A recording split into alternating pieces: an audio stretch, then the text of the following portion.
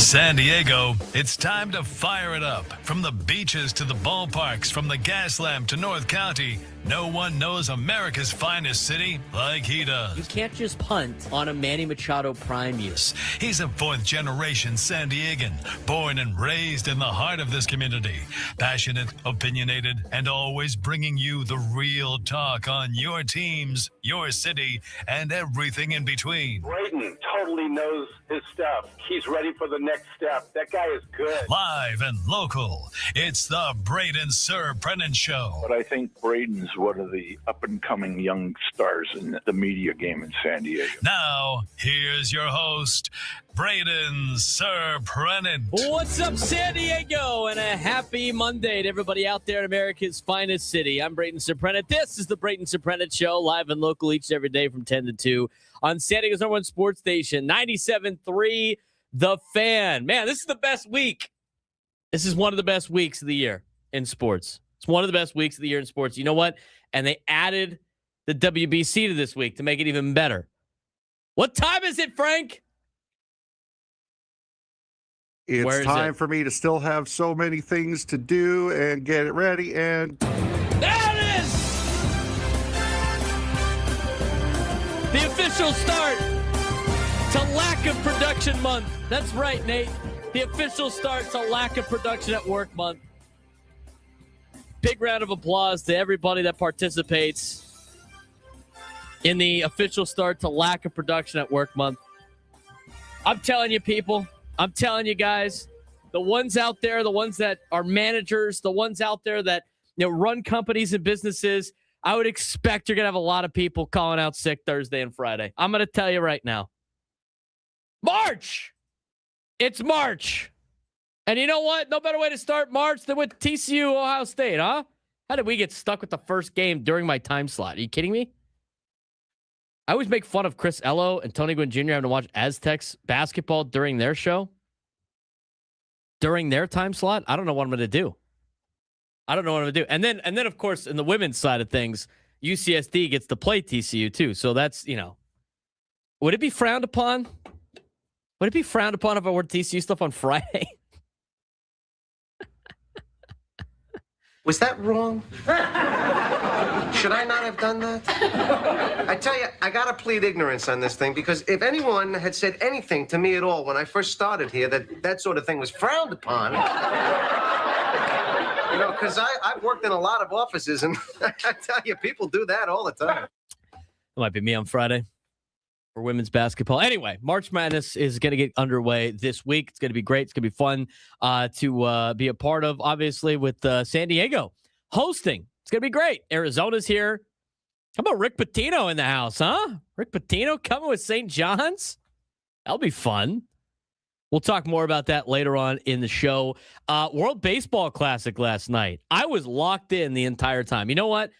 I'm so old now, Frank, I recorded the game because I was doing USD Oregon State baseball. So I was sitting there. I love technology. I got to set the DVR from my phone, recorded the game, watched a little bit of tape delay. I had to watch the selection show via tape delay because I love doing it ever since I was a kid.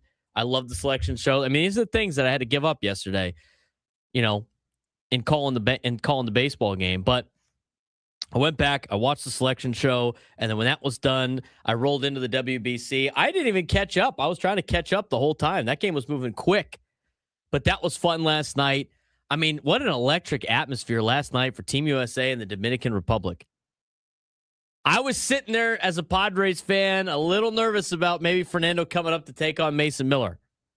I wanted to see that matchup for fun. Man, did the Dominican get a little low. a little? It's a little low. A little. Have you seen the side angle of the pitch? I saw the MLB.com pitch track of the pitch. The side angle of the pitch, the ball goes over his front foot. Over his front knee.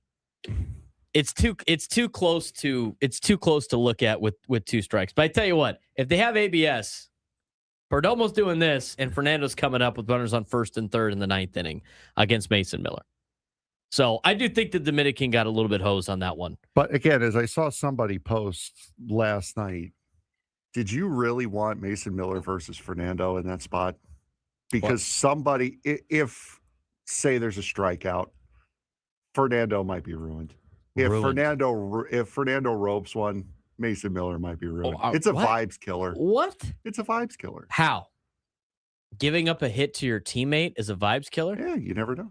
What do you mean? Like, are you saying... It's better to avoid that spot. Now, was it not? You're overthinking this. Are you saying that these athletes are not mentally tough enough to face one of their teammates? You saw what happened with Ohtani and Trout, did you not? Trout's barely played since then. The Angel, yeah, but he was already like that. He was already on the decline. Come on. I'm feeding into a bit. Can you please run with it? No, you're getting called out in the chat, in the YouTube chat that we broadcast on YouTube. I just really? I can't believe it. All right, let's get to the Aztecs, all right? I've been trying to put this off as long as possible. Where's Go Aztecs? Where's Sam? Where's all my Aztec followers in here? I want to start the show with this. After the recap of the full week, we had a lot of stuff to recap, but we got so much to talk about the next couple of days with March Madness coming up. Yep, Sam, better lock in, dude. Somebody strap him to the chair and make him watch this. Let me start the show with this. The season for San Diego State Aztecs men's basketball unfortunately didn't end on the court. It ended yesterday on the TV screen. It ended with the Selection Sunday seeding the bracket and seeing the bracket revealed, waiting, hoping, and then finally seeing San Diego State appear in the graphic that nobody wants to see, and that is the first four out. Right there behind Oklahoma and Auburn. And just like that, the Aztecs season is over.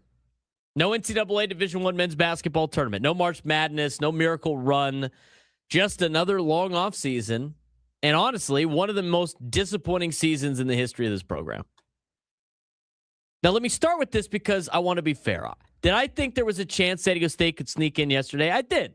I thought after they beat New Mexico with some of the metrics, if things kind of played their way, they might be able to sneak in. Maybe with the committee evaluating the Mountain West Conference. I mean, surely this is a conference that's not a conference that was only going to get one team in, right? They're not a one-bid league.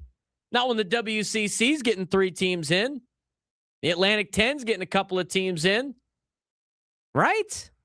Well, when you look at the metrics, and when you looked at the metrics, 22 wins, second place in the conference regular season, reaching the championship game of the Mountain West Conference men's basketball tournament, they had a reasonable argument. 47 in the net, 48 in Ken Palm, and they had 9 quad 1 and quad 2 wins. Those are numbers that sometimes get you in the field, but here's the other truth. San Diego State did not deserve to make the tournament. And I think most honest Aztec fans know that. Because this team had opportunity after opportunity after opportunity to lock up an NCAA bid. How many times did Frank have to talk about the luck of fools? How many times? And then they didn't do it. They lost 4 or 5 games late in the season when the resume needed momentum. They had chances against quality teams. They had the Mountain West title game with everything on the line. Win that game, and there's no conversation today. You're dancing. Instead, you lost. And when you leave your fate in the hands of the selection committee, you're taking a gamble. This year, that gamble didn't pay off. And when the bracket was revealed, it became official. The Aztecs missed the tournament for the first time in years.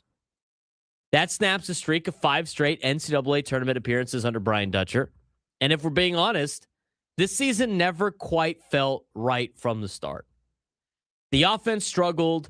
The roster never fully clicked. There were flashes, sure. But there was never that identity we've come to expect from San Diego State basketball. And, of course, injuries certainly didn't help. Miles Heide breaks his hand in the conference tournament. LZ Harrington was shut down. Miles Bird played through injuries. By the end of the year, this team was banged up, worn down, and frankly running out of gas. But injuries alone don't explain why this season became such a disappointment. The reality is simpler. The roster just wasn't good enough. And that's where the conversation has to go now. Because in today's version of college basketball, the NIL era, the transfer portal era, the roster turnover era, programs have to be honest with themselves. And I think San Diego State needs to hit the reset button. Not tweak the roster, reset it. I mean, look at this team, honestly. Outside of LZ Harrington, who might be leaving anyway, I don't know if there's a single player I'm prioritizing bringing back. And that's harsh, but that's the reality of modern college athletics. Roster turnover is normal now. Programs rebuild every year. And San Diego State is about to enter a completely different world next season when they move into the Pac-12 conference. And guess what? They're no longer the big dog of the conference. No, that's Gonzaga. The competition is changing. The financial landscape is changing. The expectations are changing, which means the roster has to change too. That means reinvesting NIL money. That means attacking the transfer portal aggressively. That means bringing in players who can elevate this program immediately. Because the truth is, the gap between the power conference and the mid-majors is getting bigger every year. Just look at the numbers this year. Look who made the tournament. The SEC got 10 teams in the NCAA tournament. The Big Ten got 9. The Big 12 and the ACC got 8 each. Meanwhile, mid-majors received only 4 at-large bids. 4. That's the lowest number since the tournament expanded to 68 teams. And the Mountain West got squeezed. 7 teams won 20 games or more. 7. But the league ended up with just 1 NCAA bid. Parity killed the conference. And that's the irony. Parity is great for power conferences. You get to see teams like SMU make the NCAA tournament. You get to see teams that have been average at best all season long in Auburn be in conversation for an at-large bid because of parity. You get to see teams like TCU and UCF who got off to terrible starts to their season be able to just play around 500 basketball in their conference and then make it easily. But for mid-major leagues, parity destroys NCAA resumes. And that's exactly what happened to San Diego State. Good team, solid team, but not good enough to stand out. And when the committee had to decide between the Aztecs and mediocre power conference teams, guess who they picked? They picked mediocre power conference teams. And that's the reality of the system.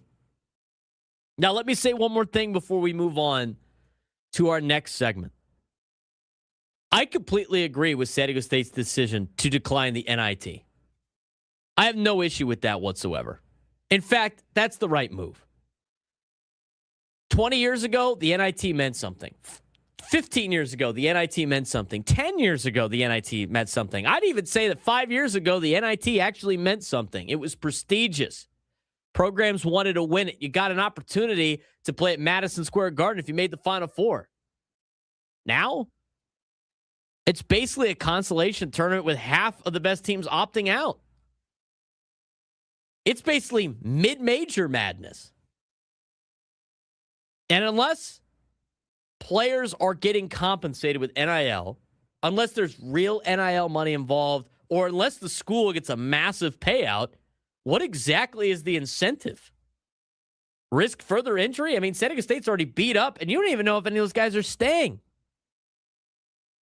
Especially with the transfer portal. So you risk injury to play in the NIT, to extend a disappointing season you've already had, play meaningless games when the transfer portal is about to explode. It just doesn't make any sense anymore. And Brian Dutcher said it plainly. This team is beat up physically. The goal was always the NCAA tournament, and that didn't happen. So the season ends here. And honestly, that's probably the right place for it to end. Because now it becomes the important part. The reset, the rebuild, the reallocation of NIL, the rethinking of the roster. San Diego State basketball has been one of the most consistent programs in the country for 2 decades. But this season showed something clearly. Standing still isn't an option anymore. Not in modern college basketball, not with the transfer portal, not with NIL, not with conference realignment. No. The next version of the Aztecs basketball has to be better. And it starts now. Because the most disappointing season in recent San Diego State history is finally over. And the work to fix it begins today. 833-288-0973. 833-288-0973. Frank, I look at this season for San Diego State, it was completely disappointing. It was really disappointing. And honestly, I think most fans were already disappointed coming into Selection Sunday anyway, that the reason for hope wasn't really there when the selection committee started announcing what the brackets were. No, and I had mentioned it a while ago that if you were to make the tournament, how far were you really going to get with this team? And now that since then injuries had mounted up and other things, but this felt like a one and done team all season long. I mean, they played close games and lost games that they should never have lost or that never should have been close. And I agreed with you yesterday that the Mountain West over its history has been too good to just have one team, but that was not the case this year. I thought that making the final was going to be just enough for San Diego State to be able to get in, and they didn't. I looked through the bracket several times. First, of course, looking for Hofstra. Second, then looking for San Diego State to see where they ended up. And I went through it like 3 or 4 times. I'm like, wait a minute, they're not here. And it was a little surprising to me, but it wasn't something that couldn't have happened. It was surprising, but it wasn't. Like the thought that they could miss out was definitely there. And that's the way it went down, unfortunately. San Diego State at this point in time need somebody that can really take over a game offensively. They haven't had one of those since, relatively their big run that they had. And the other thing, too, when you look at that team that they had with the big run, they had size. Magoon Guath is tall. Magoon Guath is not thick or strong enough to handle some of the big dudes that you have to play. I mean, I've watched a lot of Big 12 basketball this year. San Diego State does not have anybody those size. I mean, Farrell Compton's decent size, but you need like more than just one of those guys, and they got to be like dominant in the paint. They don't have any of those players. Now, here's the thing. The Aztecs have NIL. It's not like they don't have NIL. This is not a we're not spending money conversation. This is we have to spend the money and reallocate it in a way where we could get the players that make the biggest impact in college basketball. And I think, and Sam in the YouTube chat brought it up a couple of days. This is one of the first years they didn't hit on the transfers. They didn't hit on the transfers. And unfortunately for the Aztecs, they are not in a position where they can miss on transfers. So right now, they got to really reset. Even if, and this is where I disagree with you, Frank, a little bit, even if they weren't going to make it far in the tournament, every round you make is like $4 million in your pocket. So like just making the tournament's huge for them in general. That needs to be the goal every single year for this program. So even if they made the tournament, got smoked, it's still better than not making the NCAA tournament. Agreed. And I do have to say this. I agree with a lot of people on the Miami of Ohio situation, and not because it directly affects the Aztecs, but the reality of the situation is Miami of Ohio didn't play anybody all year, and they're in on principle because they won 31 games. Well, 3 of those games weren't even games that were against D1 schools. They won 28 games. They're also in a play-in game, too. Well, it's because they threw them a bone, because I think the backlash of mid-majors not getting in at this rate, as well as the fact that if you win 31 games, it's still not good enough. They just didn't want to deal with the headache of average people that don't understand metrics complaining about Miami of Ohio. I mean, they did that to save themselves. They threw them a bone. They're like, here, go play SMU. If you win, you deserve to be in. And we'll see what happens. We'll see what happens. And the other thing, too, Bruce Pearl was absolutely ridiculous yesterday. It's like, we get it, dude. Your son, you appointed your son to take over for you at Auburn. I get why you want them to make the tournament, but let's not sit here and pretend like they actually deserve to be in the NCAA tournament because they beat Florida one time. Give me a break. We'll talk more about March Madness as the show continues. We're going to talk WBC. We got Padres spring training to break down. We got lots to get to. Want to get your phone calls to 833-288-0973, 833-288-0973. Braden Surprenant show off and rolling on a Monday. San Diego Summer Sports Station 97 through the Fan.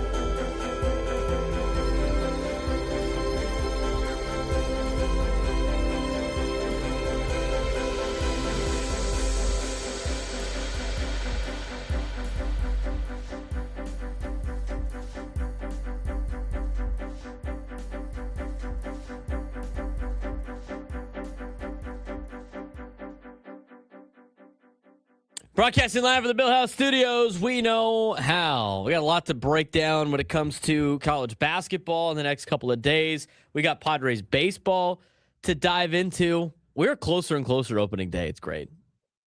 I hope the weather holds up. I hope, Ben and Woods were talking about that because we're going to be out at Baja Ricks on opening day for the Tigers game.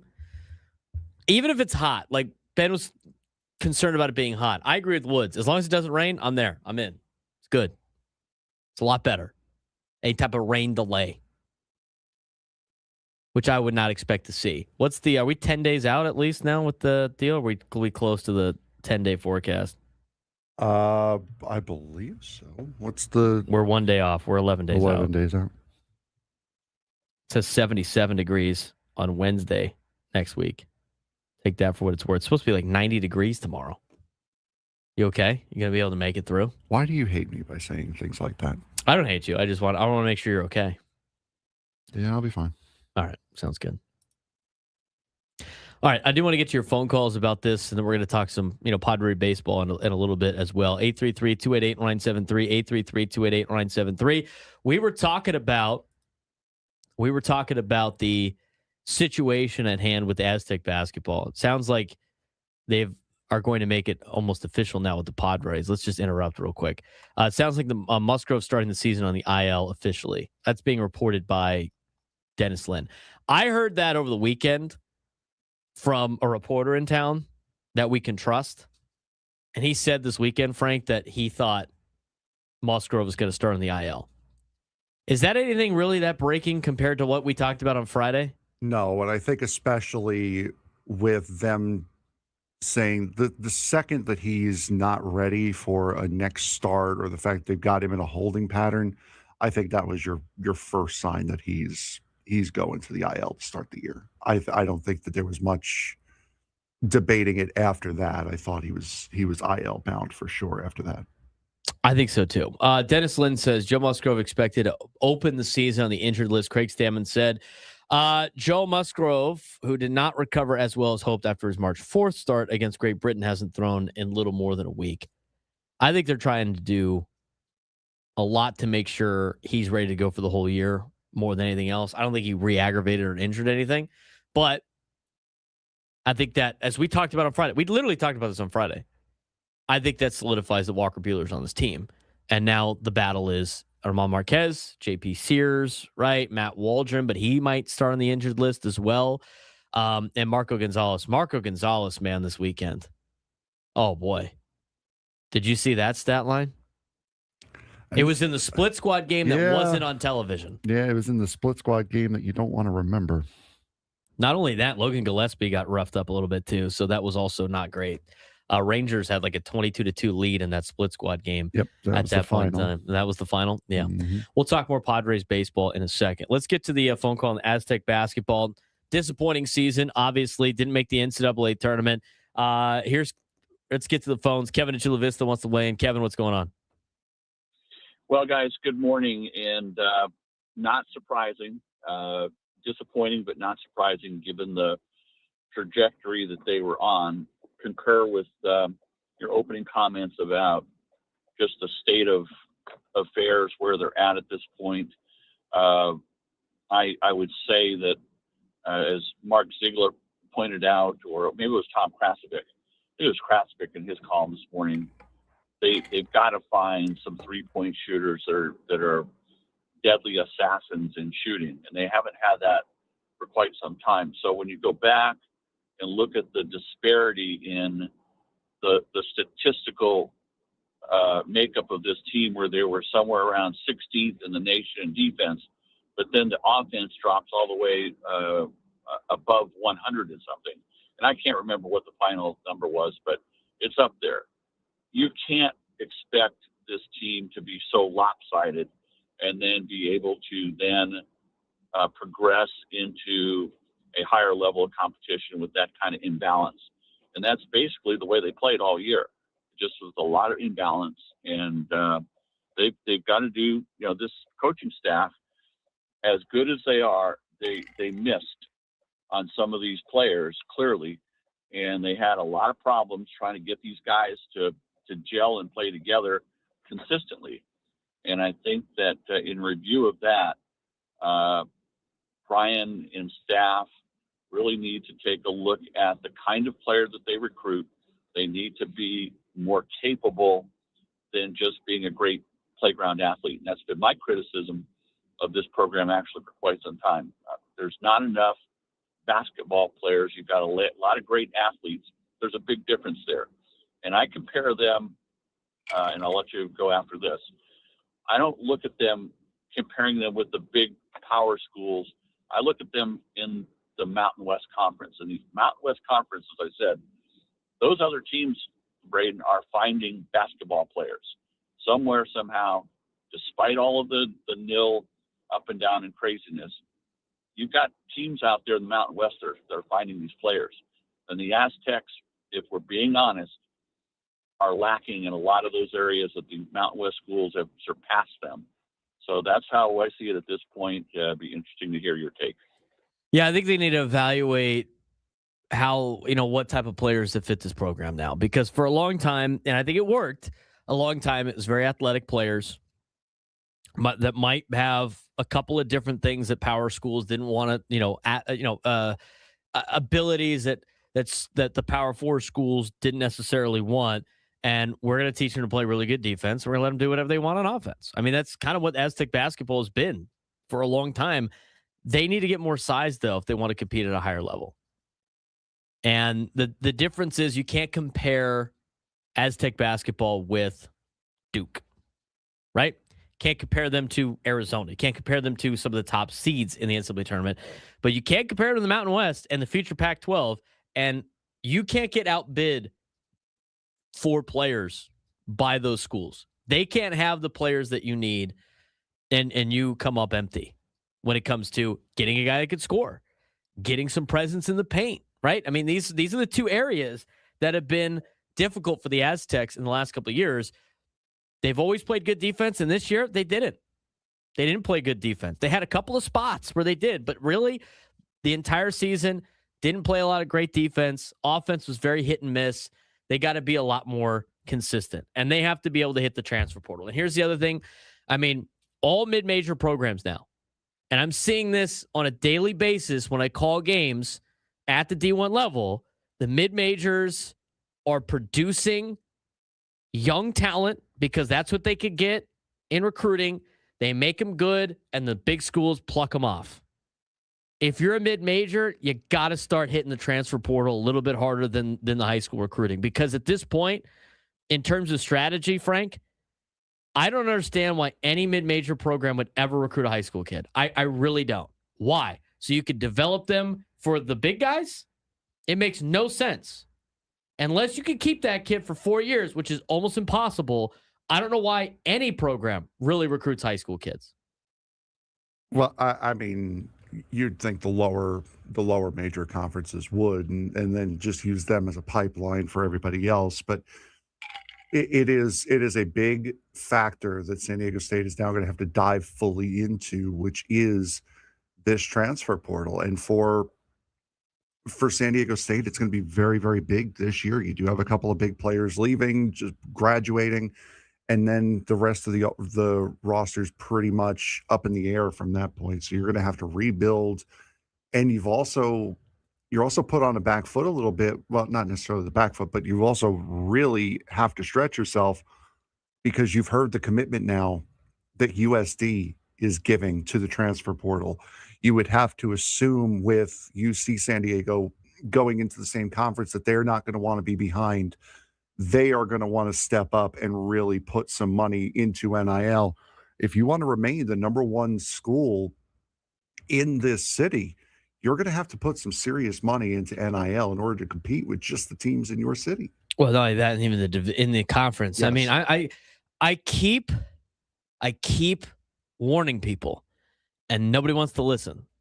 Gonzaga getting a full share of money from TV and only having basketball is a massive problem. It is a massive problem. So while you're spending money on football, which you have to do if you're San Diego State, Gonzaga's pumping all that money into just basketball. And so they're going to get a better contract than they did in the WCC. That's a given. I mean, you're going to have a better TV contract in the West Coast Conference. And this is what they're doing right now with their current West Coast Conference contract. What happens when they get more money now because they're going to be the top dog in the Pac-12? And they don't have football. So as much as San Diego State's like, oh, we're going to be able to trade blows with Gonzaga, you better start spending more money if you want to hang with Gonzaga because they're going to have way more resources now with this new deal. Something to talk about, something to pay attention for. We'll talk about that later. We got news from Craig Stammen. We saw Dennis Lin tweet it. Padres rotation takes a little bit of a shakeup. We'll talk about it next.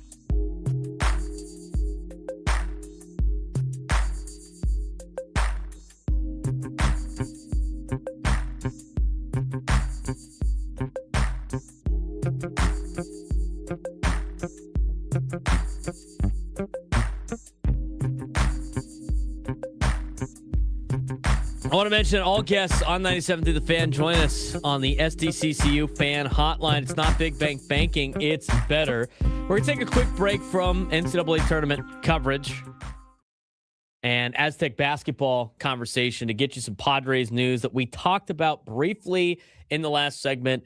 And we also talked about briefly last week. Now, I have to say, Juan in Oceanside called in about a month ago, Frank.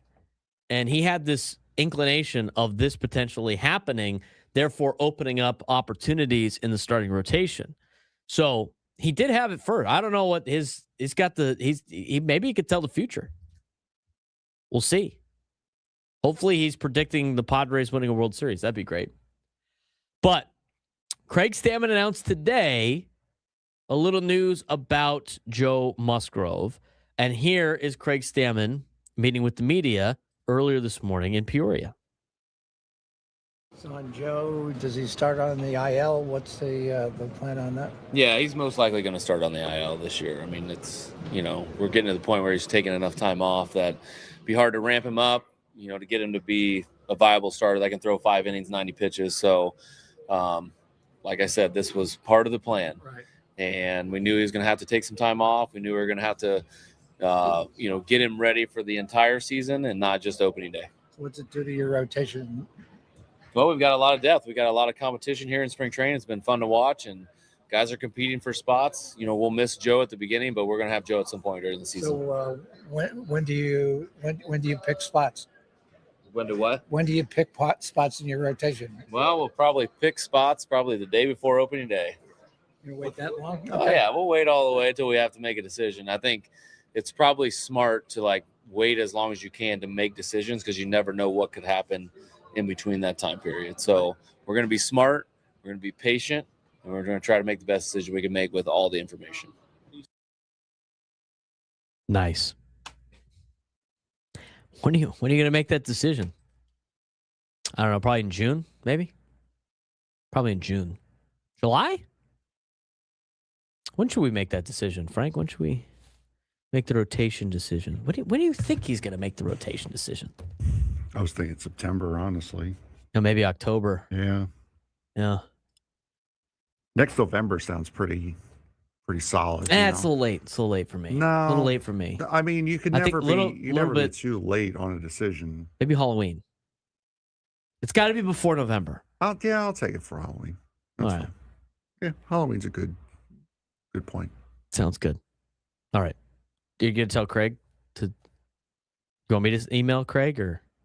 You got it? No, I think you can. All right, I think you got it. You've had some interactions with him. Yeah, he's a nice guy. I'm sure he is. I can't wait to meet him. All right. I can't believe that was the... When do you think you're going to have... Come on.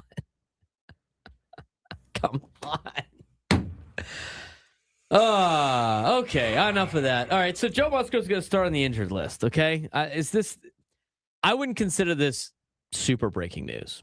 I really wouldn't. I think it's a formality at this point. We started to get the rumblings about this a couple of weeks ago. I heard it again this weekend from a reporter in town, and he said he's starting on the IL. I mean, almost like it was official. And so today, when Dennis Lin tweeted out that Joe Musgrove's going to start on the injured list, and you heard it from Craig Stammen right there, it's not crazy. Which means it's even more important that Armand Marquez and Walker Buehler continue to have good outings. Now, Walker Buehler pitches today. Again, another important start for Walker Buehler. I think he's already part of the rotation. And so now your rotation is Pivetta, King, Vasquez. I think Vasquez has looked great in spring training. He's been fantastic. He really has been. His velo's been up. I mean, I could see Vasquez being part of the top of this rotation at some point during the year. That doesn't mean he's going to dominate from the get-go. I mean, he could struggle against Detroit in that first weekend, whenever they decide to put the rotation out there. Maybe before opening day. I can't get over that. I can't get over that line of questioning right there. It just really... I don't want to say it grinds my gears. I just go like, do we ever think about how many here's your signs do we have to give for some of these deals? And here's your sign. Okay. Pivetta, King, Vasquez, I think Buehler's the guy, and then it's like Marco Gonzalez or Armand Marquez. Now, Armand Marquez struggled a little bit, but he had a lot of things not go his way over the weekend. So I'll give him the benefit of the doubt on that a little bit. Tristan McKenzie still battling for a spot. I mean, I think this definitely opens the door for a guy like Tristan McKenzie to potentially sneak on this team, Frank. And at the same point, we talked about Marco Gonzalez with the left-hander, also minor league guy in terms of what his contract is. He had a rough time over the weekend. So where it comes down to, it's got to be Armand Marquez, Tristan McKenzie, JP Sears, Marco Gonzalez, and Armand Marquez still, I think, has the elite path to the rotation because he signed a major league deal. And I agree with Ben from this morning. He said if Armand Marquez, and this is before the news, of course, but he said if Armand Marquez is a player that Ruben Nieva thinks he can get right, they're going to keep him part of the organization, and they're going to keep rolling him out there. They're not just going to roll him out there just to say, just because they have nobody else. They're going to keep rolling him out there because they believe they can make something happen. And I'm going to have to trust in Ruben Nieva on that one, to be honest with you. But it's an interesting decision. Interesting decision coming up of who's going to be the final rotation spot. And this throws it a little added wrinkle, but it's not overly surprising, the news today, Frank.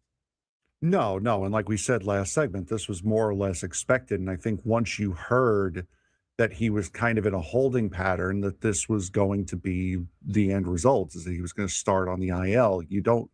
Bottom line is you don't need him in April. You need him in September. You need him in August. You need him hopefully in October.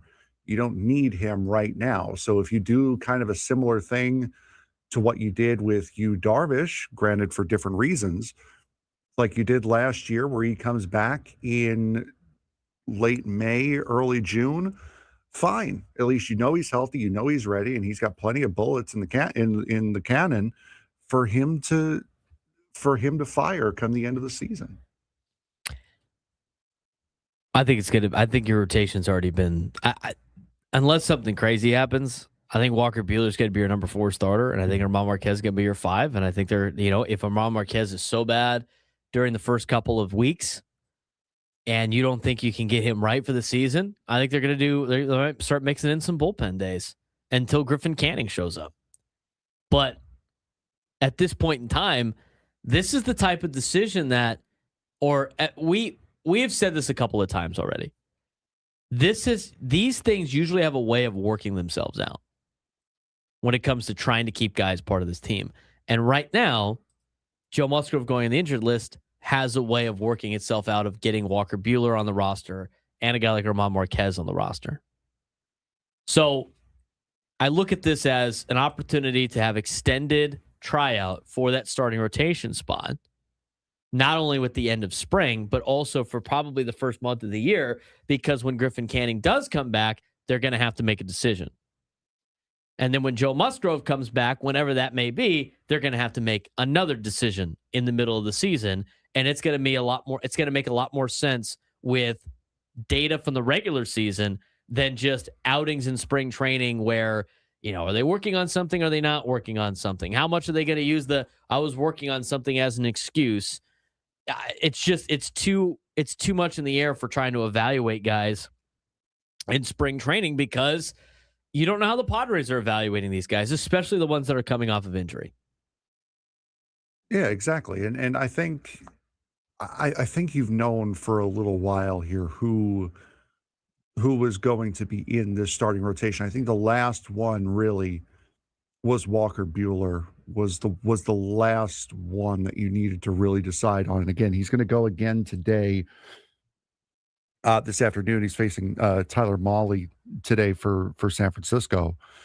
But you've had an inkling that you knew what this rotation was going to be. You just didn't know if it was going to be with or without Joe Musgrove at the start. And like we discussed, the 6-man rotation thing, these things kind of have a way of working themselves out. This is it working itself out. I just don't hope it's like a little bit of a set. It might be a minor setback for Joe. I mean, we don't know. We'll never know.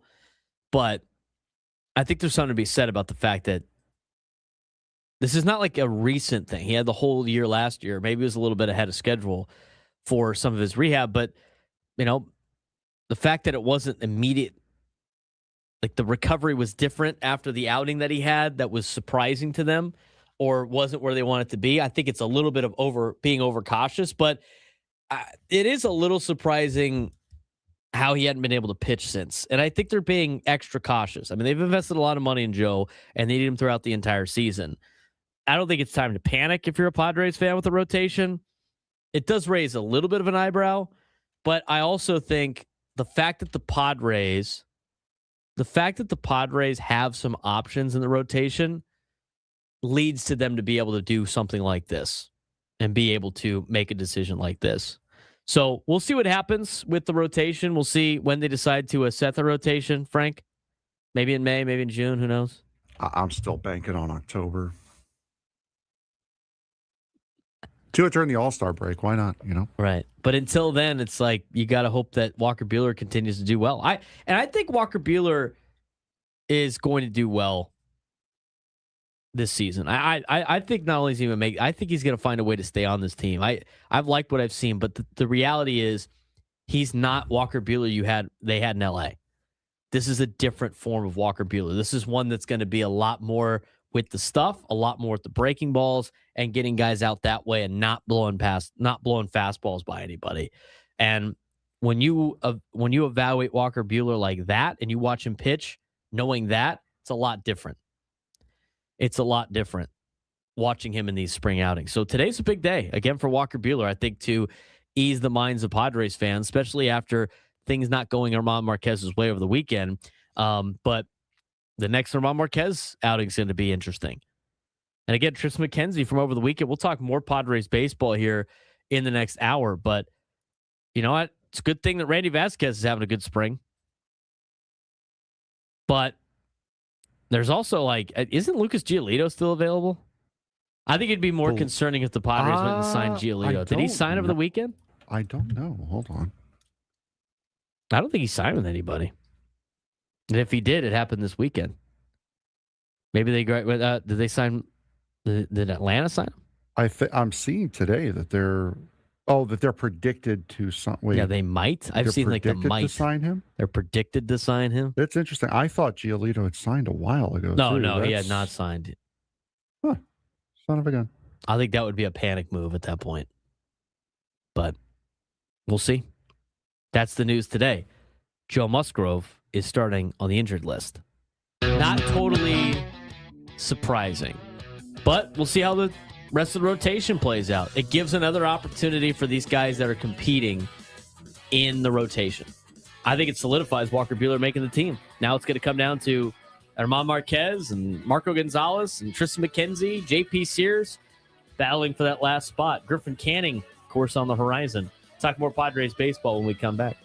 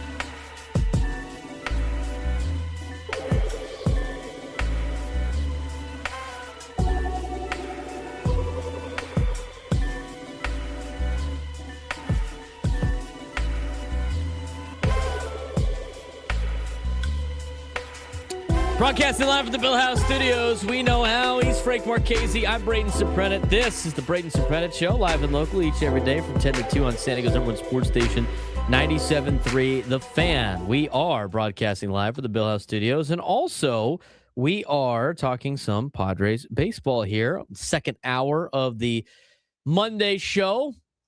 Always great coming back from the weekend. A lot of great sports to talk about over the weekend. Unfortunately for the Aztecs, they did not make the NCAA tournament. We talked about that in the open. I laid out everything that I think San Diego State needs to do here as they start their offseason for basketball to try to get themselves back in the NCAA tournament. If you missed any of that, you can go to our YouTube page at B_SURP, youtube.com/@B_SURP. Do us a favor, subscribe to our YouTube page. Really does a big favor for us, of course, but also at the same time, we have tons of content and a lot of content coming your way in the next 24 hours or so on YouTube that is specifically for YouTube, where we cover all the other sports here in town.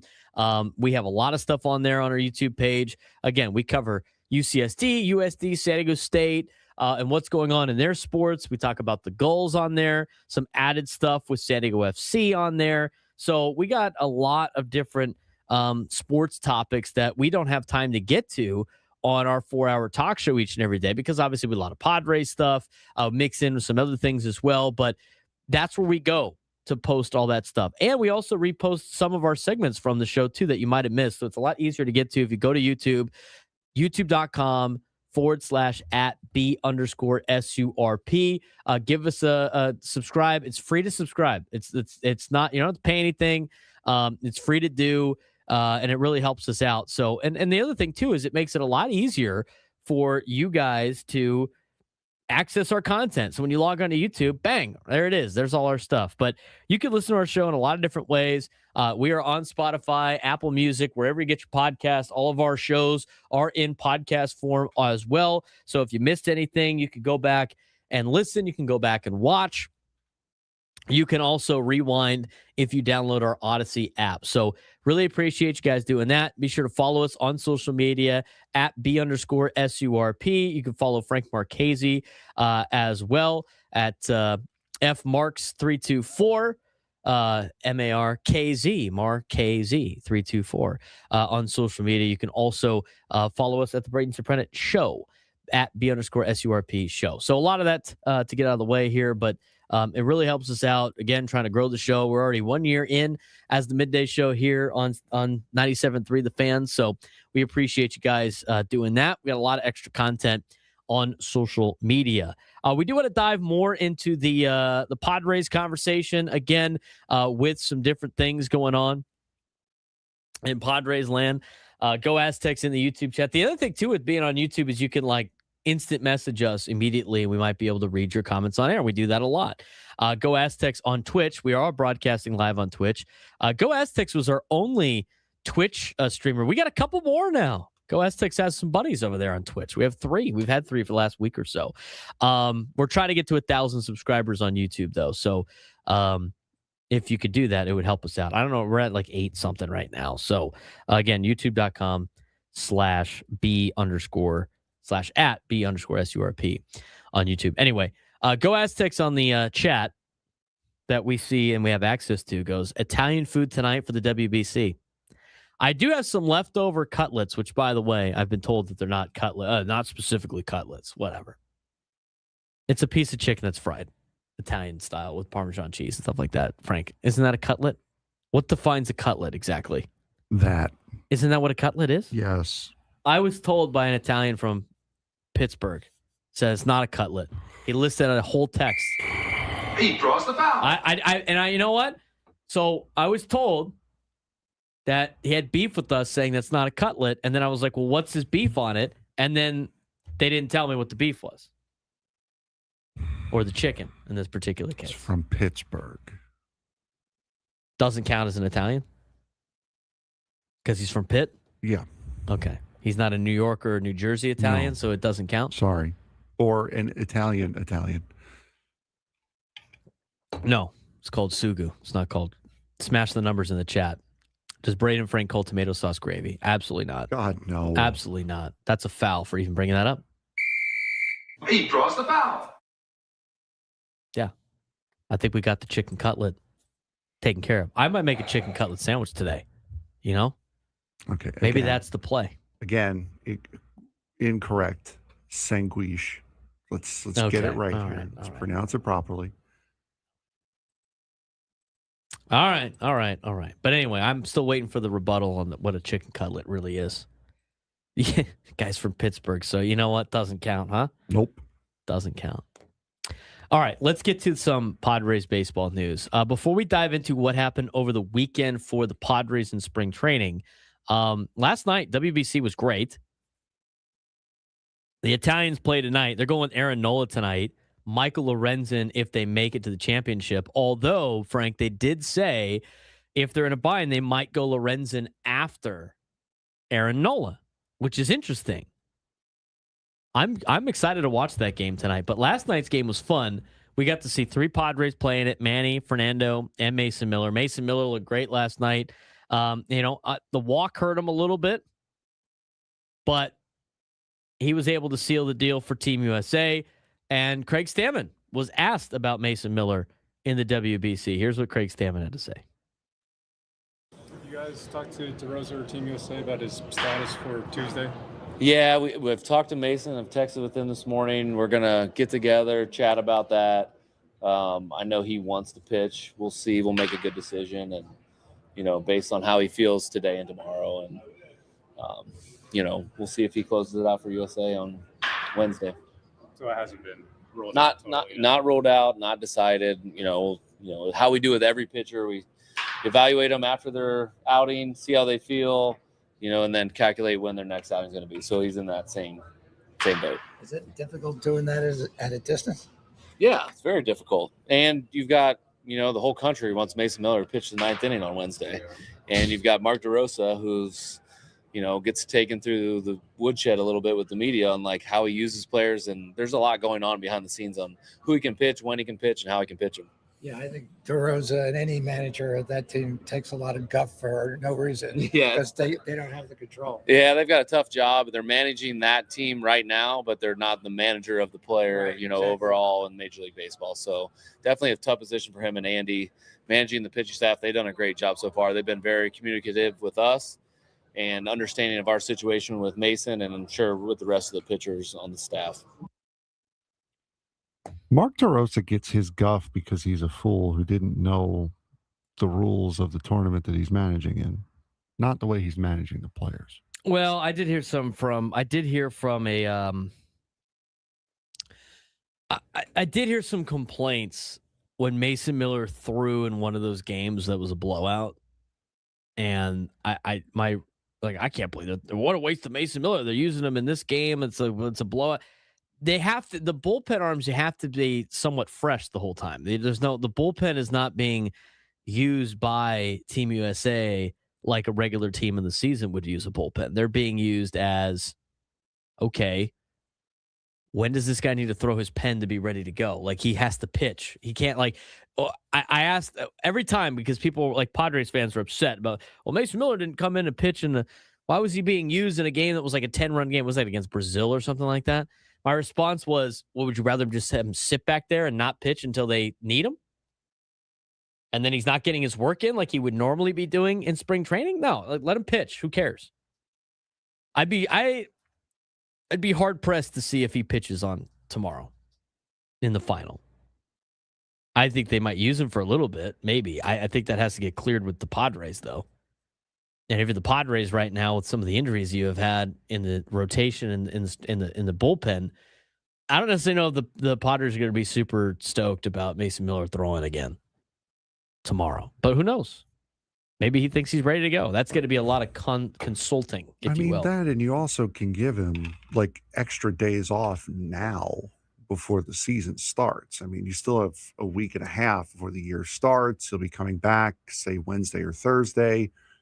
You could theoretically not have him pitch again for another week just to make sure he's ready to go, and then at least have him go once before the season starts to make sure everything's all good to go. But there's ways you can finagle, especially bullpen arms, getting them a little bit extra rest if they go too often in this time of year. Well, let's just look at the calendar here, right? So, like, today's the 16th. Tomorrow's the final. Yes. Padres have the day off on the 18th. And then they're back in action on the 19th. I mean, with the only one that's going to be left, right, is either Mason Miller by himself or Mason Miller, Alec Jacob, and Ron Marinaccio. Which, by the way, Italy said if they have to use Lorenzen today, they're going to go bullpen day tomorrow against Team USA, which means you could potentially see all three of the Padre arms in action, which means they would just probably not pitch until probably the weekend. Mm-hmm. They have multiple split squads coming up. They got the White Sox on Thursday, and then they got a split squad against the Dodgers and the Rockies on Friday. I mean, they probably wouldn't have to pitch until like the 21st. And then after that, like, what do you have them pitch maybe on the 22nd? I mean, nobody plays in the game against the Mariners on the 23rd. They just leave. Yeah. And then they have 2 days off before the regular season starts. Yeah. I mean, you give him 4 days. I mean, you give him, if he pitches tomorrow, he's got 1, 2, 3, possibly 4 days off. And then if they pitch on the 21st, they have another 3 before opening day, which, I mean, there's no guarantee that they're going to throw on that day either. Here's my other thing, too. What is the point? Let me ask you this question. We're going to ask just generic questions here. What is the overall point of spring training, right? What is it? Get guys tuned up and ready to go for the season. Get them ready for the season. Is there anybody competing in the World Baseball Classic that needs more tune-up time? No. At this point? Nope. I don't think so. Especially for guys. You could for say bullpen maybe guys and position players, no. You could maybe say guys that were knocked out of the tournament early, but for like at this point in the tournament, no, you don't need any more tune-up time. No. I mean, Xander's already back. He played this weekend, right? Yeah. I would imagine Machado and Fernando and Wandy Peralta probably show up tomorrow. Maybe they already went. Maybe they already showed up last night. Maybe because I think they left. Did they fly out last night? Probably not. What's the hurry? I mean, they could literally have the next 2 days off and then show up for Thursday, right? If they're not going to play today against the Giants, what do they need to get here to play in a game against a split squad team for the Mariners? Who is their split squad game? What do you these mean? Next 2 days? Because it's showing split squad on the schedule, but it's only showing one opponent. That means that opponent has that opponent has the split. Okay. Got it. So Seattle's got a split squad game tomorrow, and the White Sox have one on Thursday. The Padres the Padres have one on Friday. Friday, and that's it. And then you have the breakout game on Saturday after the game against Milwaukee. And at that point, you're not going to see a lot of those guys pitch ever again. Mm-hmm. At least the starters, right? Because now you got to get into the rotation. I mean, they asked Craig Stammen today about, like, what do you think the rotation is going to be set at? You're going to start seeing it this week because they're going to get these guys on regular rest, right? Mm-hmm. They got to get these guys in a position to do these things. Like, whoever starts, what is like at 5 days, right? 1, 2, 3, 4, 5. All right, so whoever pitches Saturday will most likely be the opening. Yeah, whoever starts Saturday will be the opening day starter because that's 5 days out from opening day. which means Sunday would be the 2, and then maybe Monday is the 3. Maybe they have, Vasquez pitch the 3rd, the last day, again on the 23rd. But to me, I think at this point in time, most of these guys are probably ready to go. I mean, Fernando's at-bats last night are way more important. Like, I think those at-bats are getting him way more, ready for the season than any at-bat he would get in spring training. 100%. Same thing with Manny. The pitchers are going against the high energy of the game last night. I mean, that's getting these guys ready for actual baseball more than, seeing some dude that's trying to make a team. Captain DJ in the chat, has anyone ever been hurt in the World Baseball Classic before the regular season started? See Edwin Diaz. Yeah, and that was for celebrating. Mm-hmm. So that kind of sucks. For whatever team he was on that year. What do you mean, whatever team he was on? Yeah, what team was he on that year? I believe he's Puerto Rican, is he not? No. His major league team. Yeah. That was, right after said major league team gave him a $100 million contract, too. Meet the Mets. Meet the Mets. Yep. Kyle Teal this year. Yes. Yep. Kyle Teal's going to miss the first 2 months. Hamstring injuries are tough. Surely it wasn't the Mets. How's Altuve got hit in the hand that year. Mm-hmm. I was a little worried about Julio Rodriguez last night. A little bit. It's like, wow, the Mariners' torture chamber continues. We have a clubhouse issue with our catcher not acknowledging any of our other players on the team, whether it be Josh Naylor or Randy Arozarena. Oh, and by the way, now Julio Rodriguez got hit in the wrist. I think by Paul Skeens. I think Josh Naylor was just continuing the bit at that point. Oh, if I'm Josh Naylor, I absolutely am trying to dap up Cal Raleigh. Because if you're Josh Naylor, because if you're Cal Raleigh, you have a bigger problem if you do dap up Josh Naylor than if you just don't. See, that's the thing. Josh Naylor knows 2 things if he tries to give Cal Raleigh knucks.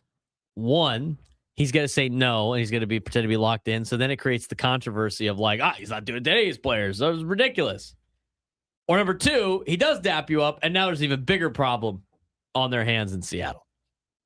Nice. All right, we want to get to a lot of different things from the weekend in terms of the Padres. Again, the big news today, if it's really that big of news, is Craig Stammen met with the media, talked about Joe Musgrove. And he said he's likely to start this season on the injured list, which was part of the plan. He said, we knew he was going to have to take some time off. We knew we were going to have to get him ready for the entire season, not just opening day. This opens up, obviously, an opportunity for the starting rotation. It opens up a spot for a Walker Buehler, an Armand Marquez, maybe a Marco Gonzalez, maybe a Tristan McKenzie, to fill out the rotation before Griffin Canning comes back, and then eventually Joe Musgrove coming back. So with all that being said, let's take a look at what happened over the weekend. What did you miss this weekend from the San Diego Padres? Well, there was a lot, and we're going to get to that in a second. Nick Pivetta pitched over the weekend. Michael King pitched over the weekend. Marco Gonzalez pitched over the weekend. His wasn't very good. We'll talk about those guys. We'll talk about the bullpen standing out, and we'll talk about some of the offensive standouts, because there was a lot still on the offensive side. Some standouts and some concerns with some of the bats over the weekend and through camp. Give you an injury update too. What happened in the baseball world for the Padres? We'll discuss it next on the Braden Surprenant Show. San Diego's number 1 sports station, 97 through the Fan.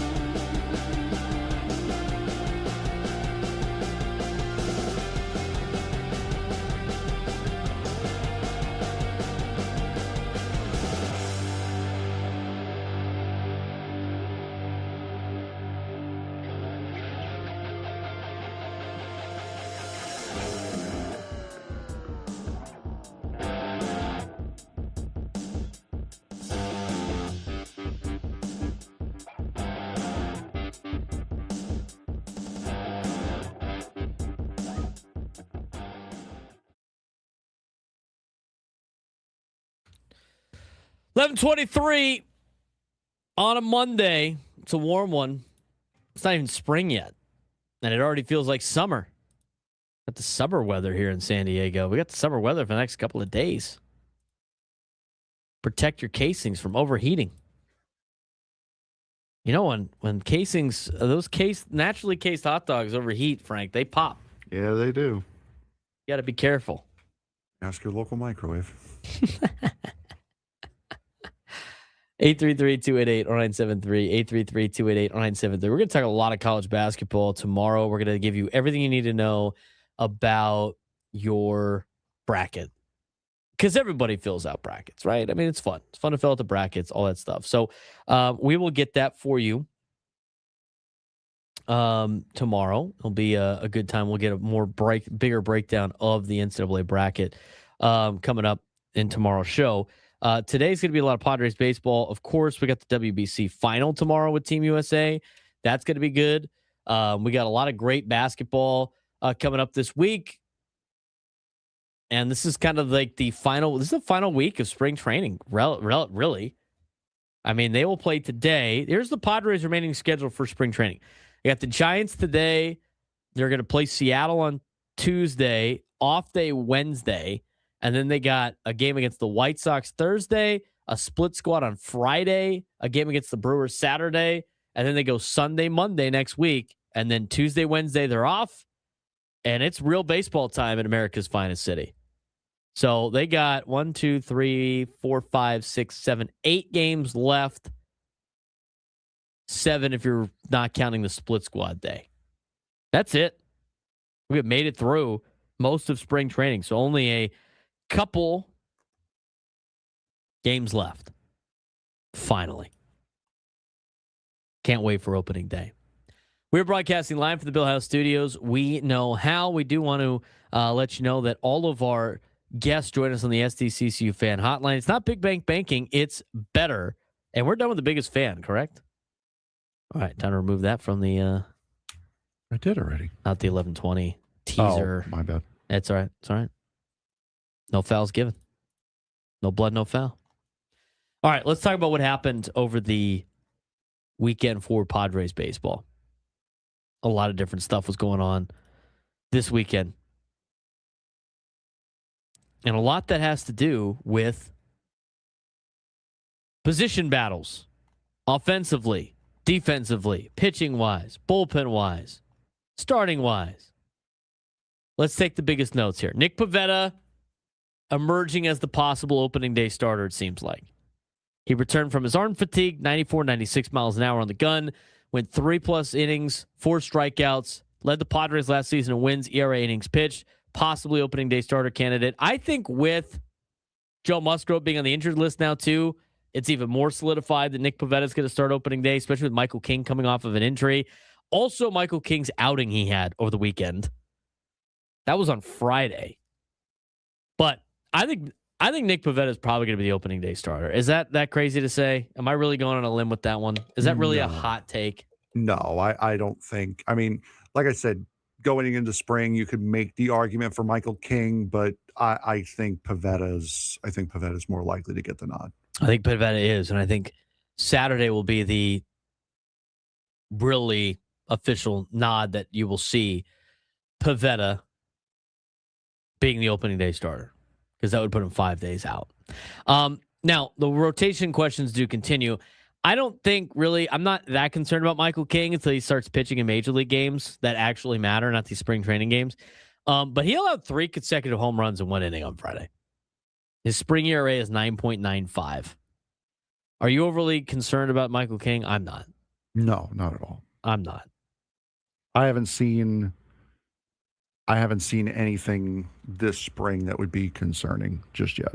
That wouldn't be outside of the normal he's working on stuff kind of argument. Now, I think Marco Gonzalez had a great opportunity after the last couple of outings he had to make this team, especially with the news today that Joe Musgrove is going to start on the injured list. But this weekend, not great for Marco Gonzalez in a split squad.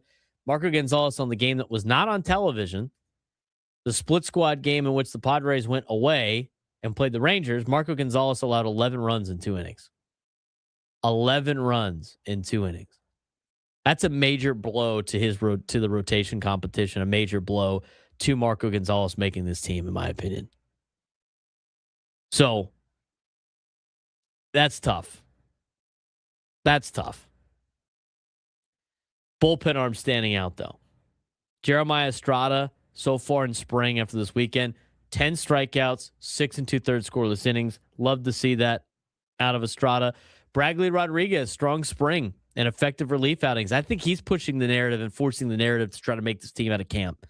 He's got to pitch better than the numbers game, though, because he's got options or other guys don't. Has Bradley Rodriguez pitched to that spot enough to account for somebody else getting cut and not be part of the organization anymore? That will be the question on whether or not Bradley Rodriguez makes his team out of camp or not. David Morgan continued his scoreless work, emerging bullpen option. I think he's going to be on this team anyway, but he is proving to have more and more success each time out he has pitched in spring training. Other news from the weekend of performances. Jackson Wolf emerging as a surprise candidate for this team. Former Padres prospect, brief MLB debut in 2023. He was traded to the Pirates as part of the deal that brought Rich Hill and G-Man Choi over from Pittsburgh. Pittsburgh ended up cutting Jackson Wolf. He got picked up again by the Padres last season. And so far in spring, 7 2/3 scoreless innings. He's improved his command. He's still likely behind Kyle Hart and Logan Gillespie, but he's now in the conversation for bullpen depth, which is also great to see. Again, the competition is starting to put out some players that are making strides and players that are playing their way out of a roster spot. How about Miguel Andujar, Frank, over the weekend? Did you see him? No, I did not. Grand slam. What a boy. And his OPS is over 1,000 right now. He's been a nice pickup so far for the Padres, albeit spring training, but he has been raking left-handers, which is exactly what he was brought in to do, and he has had a great camp from the start.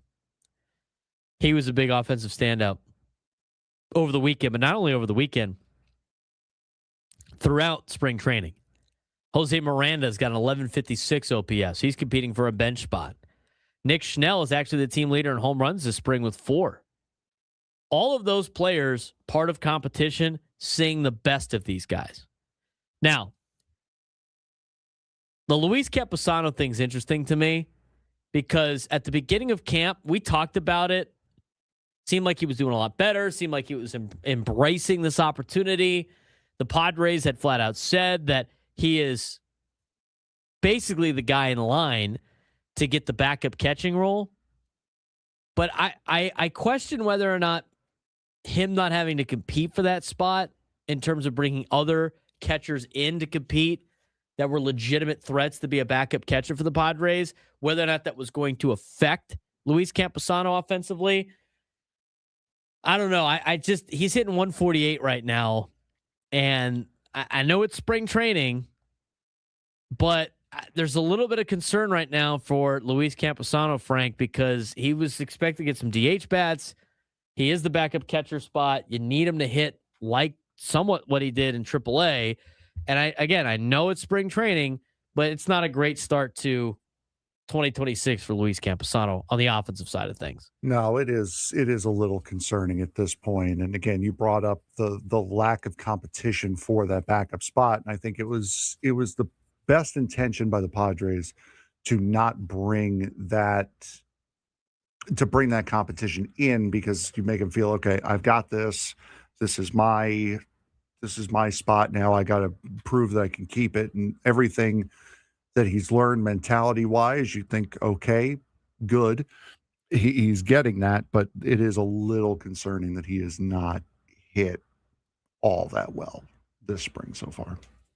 Nick Castellanos, fresh start in San Diego, released by the Phillies, platoon at first base with Gavin Sheets, DH, and occasional outfield is the plan for Castellanos this year. He's been working heavily at first base, and reports of renewed enthusiasm. And when we talked about Nick Castellanos before he signed here, the question was, don't really want Philadelphia Nick Castellanos on this team. If he uses this as a wake-up call, as an eye-opener, and he changes his outlook, you could take Nick Castellanos for sure. for league minimum, and that's exactly what the Padres have gotten so far, and so far so good. I'm excited to see Nick Castellanos play in an actual Padres game. Yeah, he has had a very, very good spring. He's looked like he's taken to first base very, very well. So for him, I mean, very, very solid work out of Nick Castellanos so far this spring, and it's looking more and more like we've had really less and less to worry about than we thought, but the days before they signed him. We had the news earlier today about Joe Musgrove starting on the injured list. Let's take a deeper dive at that fifth man rotation spot when we come back and get you to the sports thread of the Braden Surprenant Show. San Diego Sports Station, 97.3 The Fan.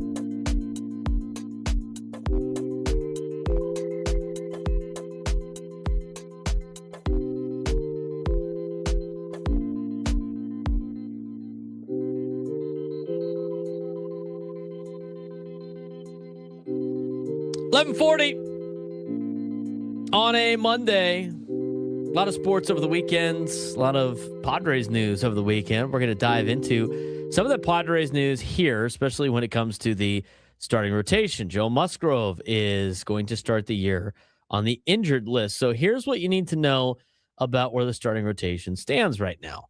Padres are preparing to start the season in an unconventional way by potentially skipping the traditional fifth starter entirely and relying on bullpen games early in the year. Yeah, that was reported over the weekend before the news about Joe Musgrove today. We talked about a 5-man rotation. We talked about a 6-man rotation, Frank. I mean, how long have we talked about that so far in spring training? Yeah, quite a bit, huh? A lot. And now you get the report from Kevin Acee that they're potentially skipping a traditional fifth starter entirely and relying on bullpen games earlier in the year. With favorable early season scheduling and a deep bullpen, the organization is considering whether it's better to lean on its relief core rather than force an unreliable fifth starter into the rotation. Manager Craig Stammen made it clear that the team is keeping all options open and that no final decisions have been made regarding the rotation structure. And at the moment, 3 rotation spots appear firmly locked in. Nick Pivetta, Michael King, Randy Vasquez. Obviously, the news about Joe Musgrove, and this was mentioned in the article yesterday, Joe Musgrove is expected to be part of the rotation at some point, but his situation complicates the early season picture because he's returning from Tommy John surgery and has already been temporarily shut down after experiencing fatigue following his first spring outing. Because he only has thrown a few innings and one bullpen session recently, he likely won't be ready until at least the second turn through the rotation. Now, he's starting on the injured list. Meanwhile, former Cy Young contender Walker Buehler, who signed a minor league contract earlier in camp, appears likely to earn a roster spot after showing enough promise during spring training, which leaves a 5th spot available. And that has been highly unstable so far. Several pitchers are competing for that spot, but none have clearly separated themselves. We're of course talking about Germán Marquez, Marco Gonzalez, and JP Sears. Germán Marquez initially looked like the favorite after flashing strong command and a sharp curveball earlier in camp. However, his most recent outing was shaky, raising doubts. Marco Gonzalez delivered one of the worst outings in spring training. He allowed 11 runs in 2 innings, severely damaging his chances. And then JP Sears, who has shown inconsistency, alternating strong and poor performances. Rather than commit to an uncertain option, the Padres are exploring whether their bullpen could cover the innings instead. Early season scheduling helps make that possible. The Padres will play only 6 games in the first 8 days, meaning the team could realistically get through the first 10 games using just 4 starters. If necessary, the team could schedule a bullpen game or use an opener strategy to stretch that approach even further. This plan would allow the Padres to carry an additional reliever on the opening day roster, potentially bringing the bullpen total to 9 pitchers. Several pitchers have strengthened their case for those bullpen roles during spring training. Kyle Hart, Jackson Wolf, Logan Gillespie. Another possibility is that Marquez could still make the team, but serve in a flexible role, either as a short leash starter, an opener, or a long reliever. The bullpen-heavy strategy would also serve as a temporary bridge while the Padres wait for several pitchers to become available. Those potential and reinforcements include Musgrove returning to full strength, Matt Waldron recovering and possibly earning a shot during a rehab assignment, Tristan McKenzie refining his command in the minors, Griffin Canning returning from injury around May. There is also a longer-term possibility of adding a starter externally. A new ownership group could provide additional payroll flexibility during the first month of the season, potentially allowing the Padres to pursue a trade or sign a free agent like Lucas Giolito if he remains available. Still, the bullpen-heavy approach carries significant risk. Relying on relievers for large workloads early in the season could wear down the bullpen quickly, especially if starting pitchers fail to pitch deep into games. If multiple starters exit early in consecutive games, the relief corps could be forced to observe too many innings, which is the big risk that we talked about with six-man rotation. Now, relying on relievers for large workloads is a big problem, but because of the risk, because of that risk specifically, the Padres view this approach strictly as a short-term solution, not a long-term strategy. However, the organization believes the early schedule gives them the flexibility to experiment.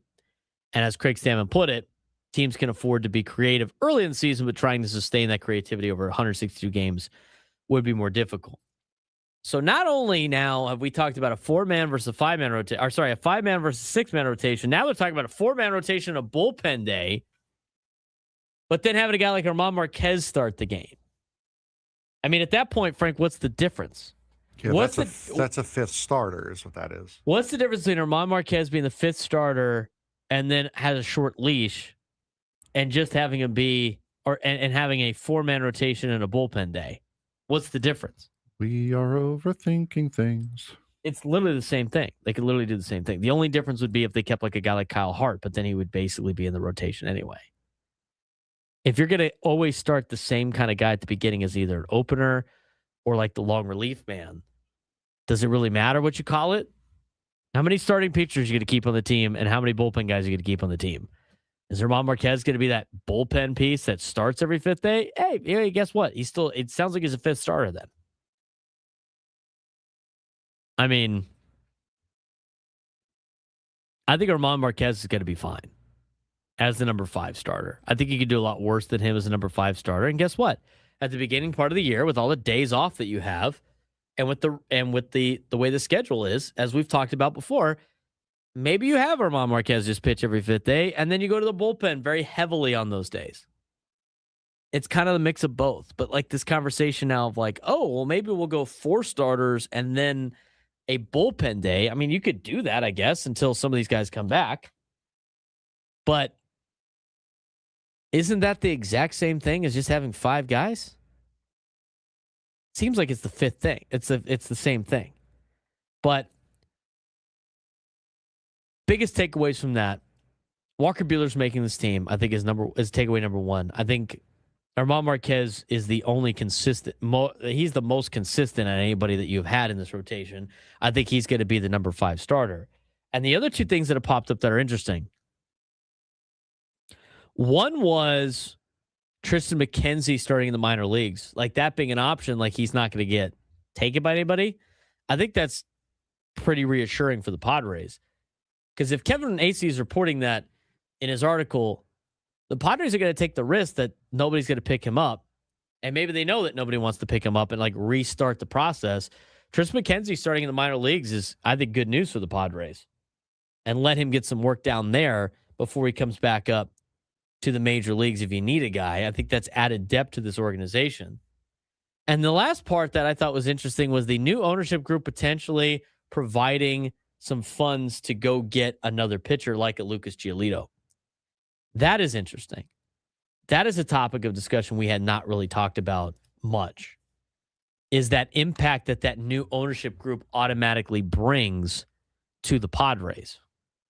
Now, according to, we're going to get to this later, but according to the report by Dennis Lynn over the weekend, it sounds like the final bids for Padres ownership are due on April 4th, which is coming up. And if they get a new ownership group in here before, early in the season, and that's a factor, I mean, how much that seems like that opens up a whole new world of possibilities for the Padres come the trade deadline when it comes to adding payroll to this roster. Because right now they're kind of strapped for cash, but they're going to dangle the carrot of like, oh, new ownership group. Maybe they might throw some money out there. I mean, does that give a signal of what type of new ownership group is going to come in to buy the Padres? I didn't really account for that. I think that makes an interesting topic of discussion. I really do. With what's to come of the rest of the rotation or where they can find some different spots. So basically what you need to know about the fifth starter situation. The Padres consider starting the season with without a fifth starter. But then in the report, it sounds like it could just be Germán Marquez in a long relief role, which is basically just a starter at that point anyway. But they could start the season with a 4-man rotation, use bullpen games. Now, if that's the case and they want to keep Logan Gillespie over Germán Marquez, I think that's very interesting. But all you know for the rotation is there's locked rotation spots. Nick Pivetta, Michael King, Randy Vasquez. Joe Musgrove's the wild card, although he is starting on the injured list. Walker Buehler is more than likely making the team. He is starting today for the Padres in their spring training game. And he signed a minor league deal, so they're going to have to add him to the roster and put him on the 40-man. And then the fifth starter competition is unsettled. Germán Marquez, early favorite, but recent outing had raised concerns for the Padres. He must improve minor league assignment. That's his contract situation. So I'm curious to see how this goes. But to me, I think you have the rotation, Frank. I think you got your 5 guys right there. And I'd roll the dice on Germán Marquez, and I'd trust in Ruben Niebla. Yep, I agree 100%. I mean, like I said, you're overthinking things. You're getting too complicated. If we're just, is it a 4-man with a long relief, or is it what? Just go with a 5-man rotation. just have Germán Marquez start, as you said, give him a short leash, and then start throwing the bullpen at him. But I don't understand why we're being so intricate and trying to reinvent the wheel. It's a 5th starter. Just go with that. Right. At this point, I think that's what you're really having this conversation for. It's a 5th starter. And you know what? As Juan Ruiz in the YouTube chat says, you could just have Marquez do what Vasquez did last season. Don't let him go 3 times to the order. Have him go twice and then go to the bullpen. And let Germán Marquez figure it out. I think that's the best plan of attack right now at the 5th spot in the rotation. And I still think you could do a lot worse than that. I mean, you're not throwing out there, Nick Margavicius and Matt Strom and whoever else, and Eric Lauer and Chris Paddock. I mean, that was a rotation not too long ago for the San Diego Padres. Germán Marquez is the 5th starter? I'll take it. And what did we say about the 5th starter spot for playoff teams? It's irrelevant. It's not irrelevant, but you don't need a lot of production out of it. Once you get into the playoffs, it's irrelevant. It's you just need them to eat innings and not destroy the bullpen during the regular season. The average number 5 starter for playoff teams last year threw 109 innings and had like a 4-point-something ERA. You want him to go 5 innings, that's fantastic, and you want to keep 3 runs or less. That's kind of the goal. If Germán Marquez gets you 5 innings and didn't give up 4 runs, I take that as a win. And that's what you need out of your number 5 starter. You're not asking Germán Marquez to be the ace that he was in Colorado that made the All-Star game. You're asking Germán Marquez to be a number 5 starter. I still think that's better than rolling the bullpen out there every 5 days. Let Germán Marquez go 5 innings, and hopefully he keeps it 3 runs or less. Because if you do that, he gives you an opportunity to win. So as much as people are freaking out maybe today about Joe Musgrove not starting the season on the roster and instead starting the season on the injured list, which I thought was kind of going to happen, reading the tea leaves, I just think that what you have right now, you only have to, and here's the other thing too, you only have to survive like a month. Because who's coming back in May? I know you can't guarantee it. I know you can't really rely on it, but who's coming back in May? Griffin Canning. So if Germán Marquez is a disaster, he's only going to have to pitch a couple of times. I mean, you go through the schedule again for the Padres. If he's number 5 starter, he pitch against the Giants on Tuesday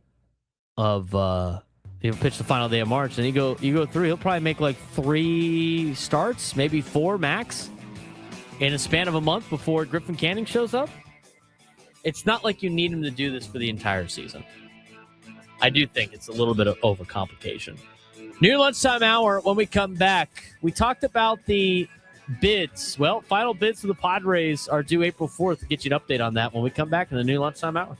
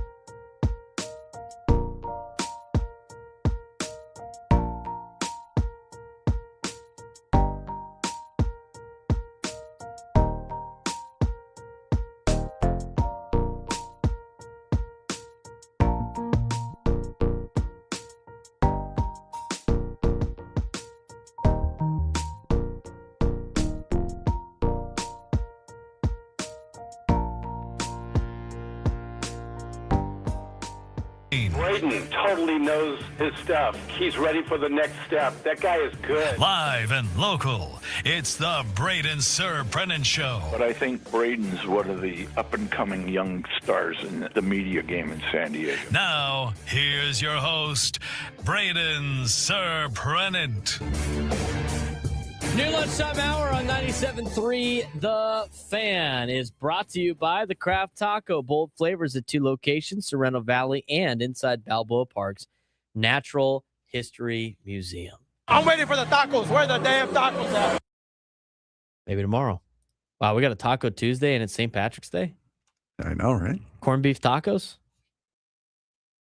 Corned beef, cabbage tacos. Maybe Craft Taco's got a deal for that. St. Patrick's Day taco.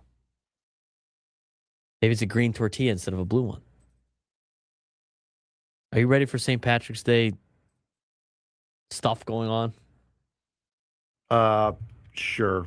Sure is right. I'll get my Shamrock Shake and I'll be good to go. Are the Padres going to wear like green hats or something? Or like Major League Baseball doing a St. Patrick's Day hat? St. Patrick's Day lid? I don't know, dude. St. Patrick's Day cactus lid? Just asking questions here. All right. Getting very fond of that. I'm just asking questions. Hey, you know what? Would Getting like very to know. fond of the question asking. We're broadcasting live from the Bill House Studios. We know how. He's Frank Marchese. I'm Braden Surprenant. It's the Braden Surprenant Show. San Diego's number 1 sports station, 97.3 The Fan. All right. We got some news over the weekend. Briefly talked about it Friday. Got more details over the weekend about the Padres sale.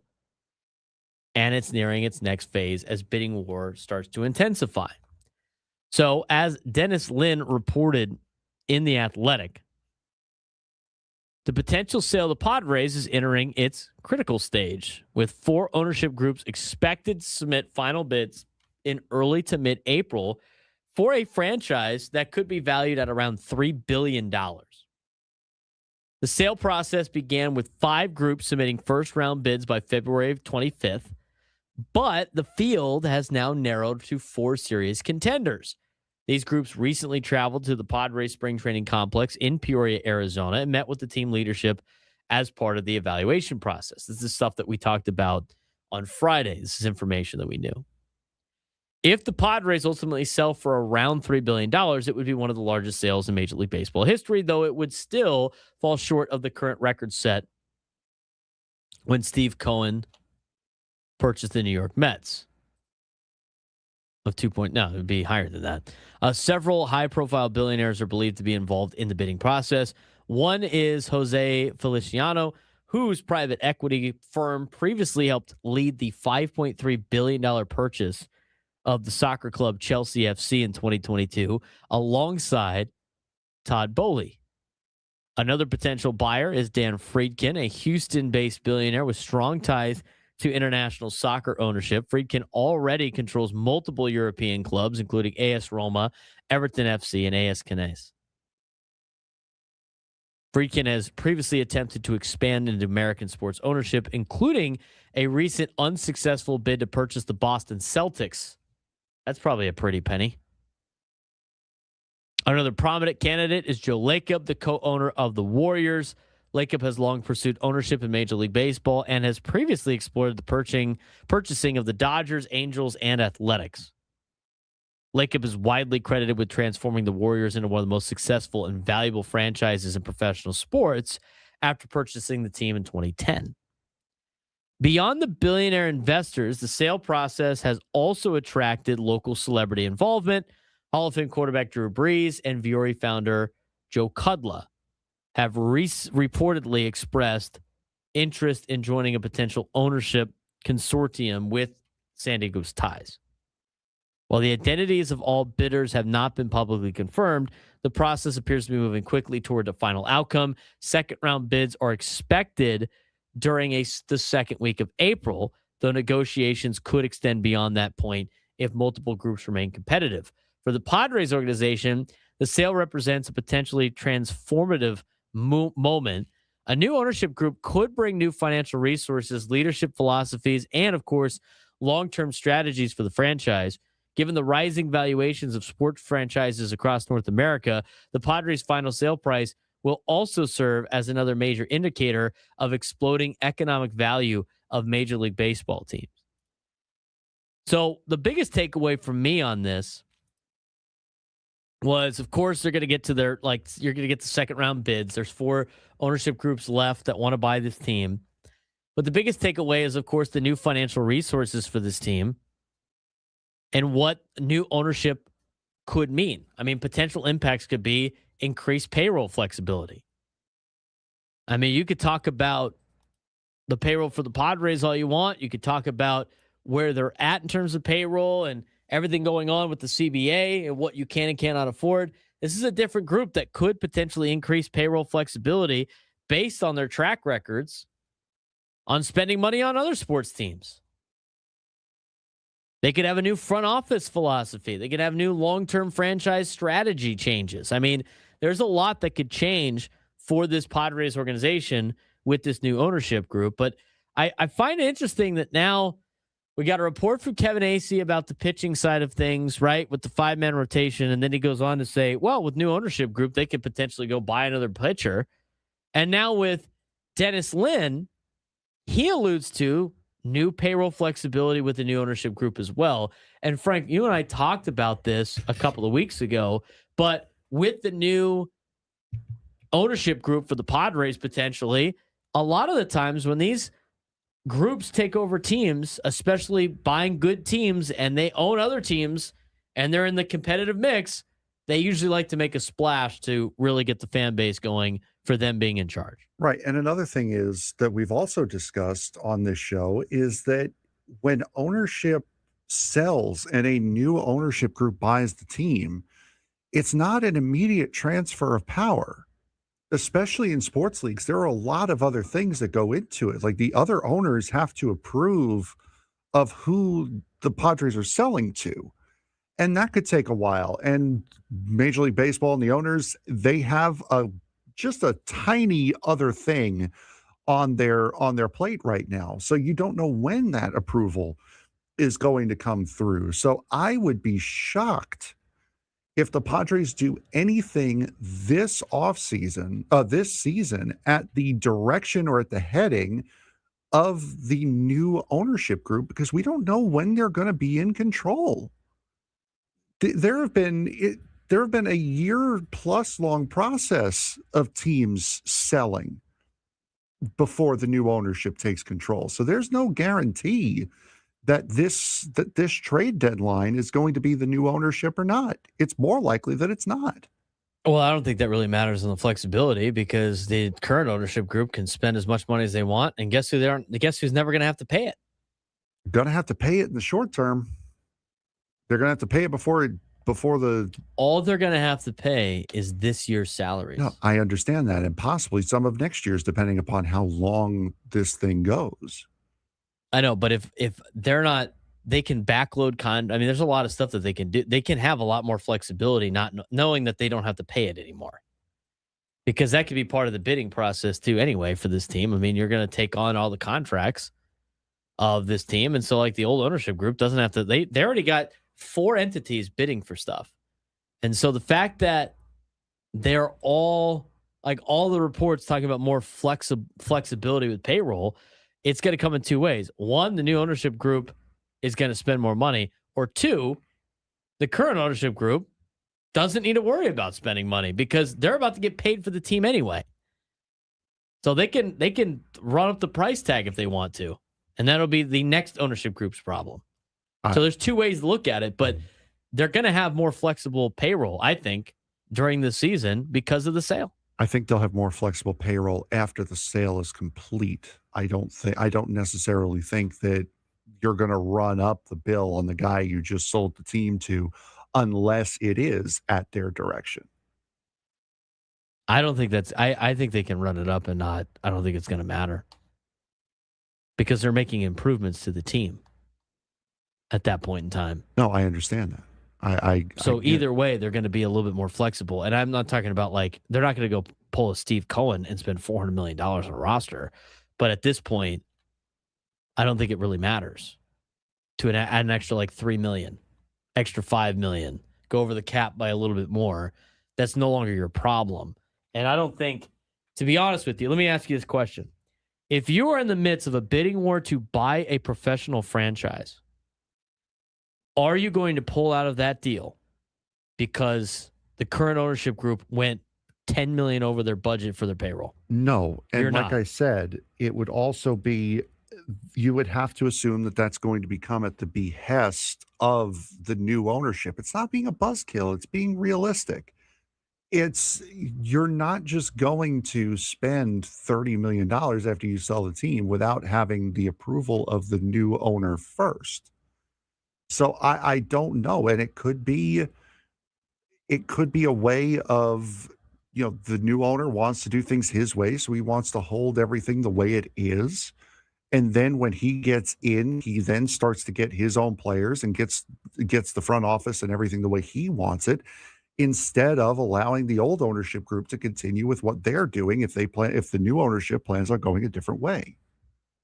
It's not being a buzzkill, it's being realistic. Well, I think realistically, I disagree with you. Which is fine. I Can don't disagree with me. I think you're looking at this from a different view than what, obviously I'm looking at it. But if I'm the current owner of the house and I decide to make improvements on it before I sell said house, yeah, there's some contingencies that have to be involved with some of these deals, right? But which does have to get approval. But two things, like one, you're not going to tear the team. We've already agreed that they're not going to tear this team down. No, because exactly. That would be foolish of them to do that after spending $3 billion plus. So a big splash would be great for them, especially before everything's put into place. But by the way, here's the deal. Even if it hasn't been officially signed off yet for them to control the team, if they announce who bought the team before the deadline, what do you think fans are going to say if the trade deadline goes and raises the payroll? What are they going to say? The new owners have bought all these new players. Yeah.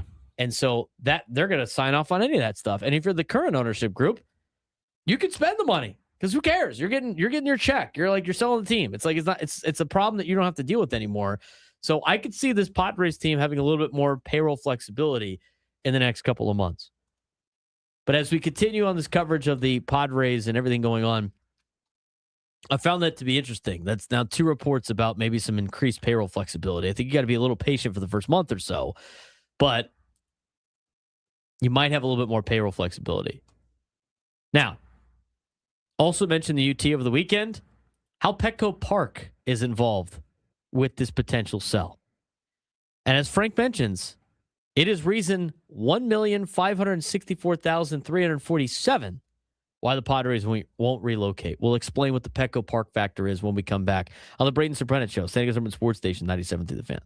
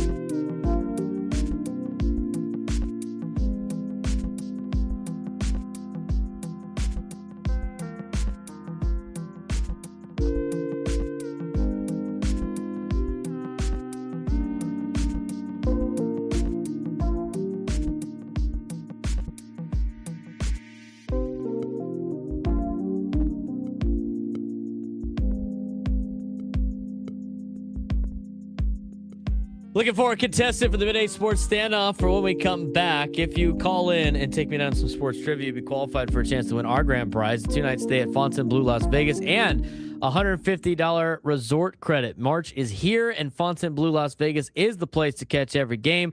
High-energy watch parties with expansive screens, great food and drinks, exclusive room rates, plus the pools and day club are open.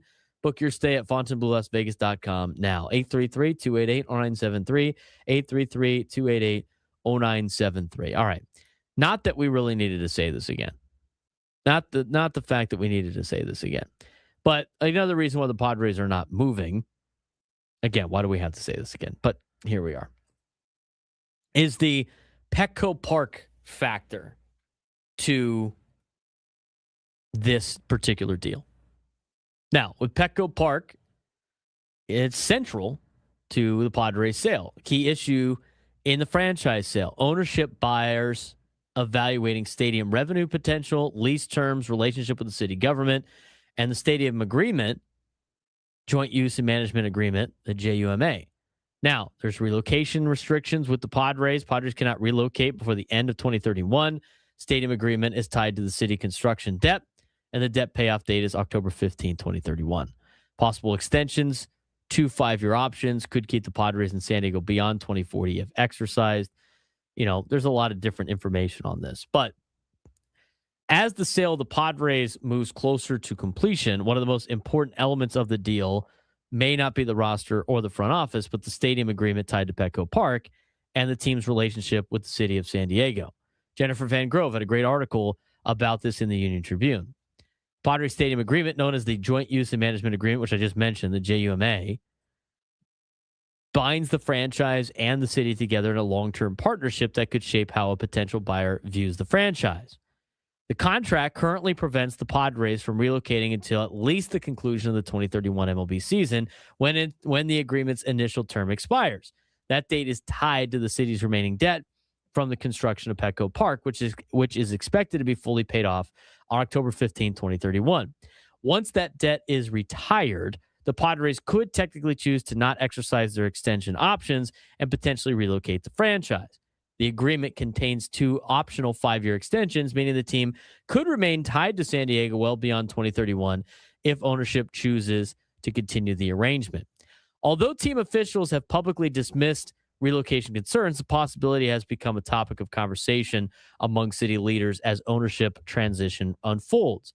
San Diego Council member Raul Campillo recently warned that franchise relocations often begin with uncertainty during ownership changes and urged city officials to take a proactive approach to keeping the team in San Diego. He pointed out the painful example of the Chargers, who relocated to LA in 2017 after decades in San Diego, emphasizing the importance of demonstrating to potential buyers that the city is committed to supporting the Padres long term. San Diego Mayor Todd Gloria, however, expressed confidence that the stadium agreement provides sufficient protection to keep the team in place for the foreseeable future. The contract requires any new ownership group to assume the Padres' current obligations, including the commitment to remain in San Diego through the duration of the agreement. Despite that reassurance, sports economists say the 2031 contract expiration date could become a powerful negotiating tool for future ownership. Owners across professional sports frequently use expiring stadium deals to seek more favorable financial terms, new stadiums, public funding improvements, yada, yada, yada, yada. Petco Park itself is widely viewed as a highly valuable asset for the franchise, though. It opened in 2004 at the cost of $475 million. The stadium helped transform San Diego's East Village from a struggling district into a thriving downtown destination. The project was financed through a partnership between the Padres and the city. San Diego contributed roughly $300 million, while the team contributed $173 million. Today, the city owns 70% of the ballpark, while the Padres own 30%. However, the financial arrangement is heavily tilted in the Padres' favor. The team pays relatively low rent to use the stadium, about $905,000 a year, while the city covers a significant portion of the maintenance and operating costs. The Padres keep revenue from baseball games and share 30% of revenue from non-baseball events held at their stadium. Financial data shows that the stadium is currently a net loss for the city, In the most recent fiscal year, San Diego collected about $9.1 million in stadium-related revenue, but spent $20.8 million on related expenses, including public safety services and debt payments. Sports economists, often point to deals like this as examples of why publicly funded stadiums can be financially slightly a problem for taxpayers. However, other analysis urge that Petco Park has produced massive economic benefits for the city. A study from the Stanford Graduate School of Business concluded that the stadium helped generate more than $4 billion in private investment in downtown redevelopment, transforming East Village into a major entertainment district. For potential buyers, Petco Park will be carefully evaluated as a revenue-generating asset. Factors such as seating capacity, luxury suites, premium seating, concessions, potential additions like sports betting facilities could significantly influence the team's long-term profitability. Location is a major factor in the Padres' value. Experts widely believe that San Diego is one of the strongest markets in baseball. A top 20 U.S. metropolitan area is San Diego, and it has strong demographics and fan support, including some of the highest attendance figures in MLB in recent years. Because of those factors, economists believe relocation is unlikely. There are few viable markets that could realistically offer a stronger fan base or better economic outlook than San Diego. One possible relocation candidate could be Oakland after the departure of the Athletics, but that market faces challenges including competition from the Giants and declining fan engagement. Meanwhile, tensions between the Padres and city government in recent years could also influence future negotiations. Disputes have included issues as enforcement of illegal street vendors near the stadium, proposed restrictions on certain events, minimum wage policies for tourism workers, conditions in surrounding downtown areas, and a controversial $10 an hour special event parking zone around Petco Park. The Padres were reportedly not consulted before the city implemented the new parking policy, which increased parking rates during games. Despite those conflicts, city officials insist the relationship between the team and local government remains collaborative and that both sides are committed to keeping baseball in San Diego long term.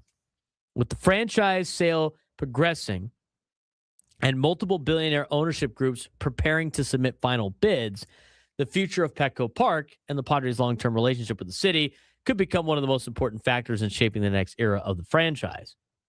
But that being said, everything that has been laid out and was laid out in the article shows you that the Padres aren't going anywhere.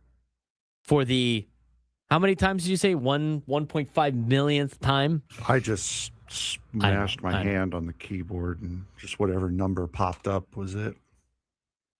The 1,564,347th time. The Padres are not going anywhere. But a great job by Jennifer Van Grove. She lays out more details about that entire situation and why the Padres are not going to move. I mean, we talked about, like, for everybody that talks about, oh, the Padres are going to move, and then, like, point at why the Chargers would never move back because of their stadium deal. This is the same kind of deal. It doesn't cost the Padres a whole lot. They get to keep all their baseball revenue. And how about this, too, with the discussion about the stadium? Remember, like, everybody talks about how it's not lucrative for stadiums, right? Well, I can understand both of those things. Like, they look at the factor of it cost the city $20 million on expenses, and they only generated $9.1 million from the stadium related revenue. But they also gained $4 billion in private investment in downtown. Is that not a benefit to the city? I'd say it would be. I'd say it's a massive benefit to the city.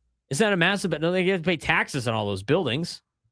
Like, every time I hear the argument, like, well, stadiums don't generate money for the city. Yeah, they look at that number. But they had an impact of $4 billion in private investment. This is why I continue to say build it and they will come, right? I mean, if you build the events, people will come here. San Diego's got one of the best cities, our best areas to host events, and Petco Park's one of the best buildings to host events in. It's been voted America's #1 ballpark so many different times.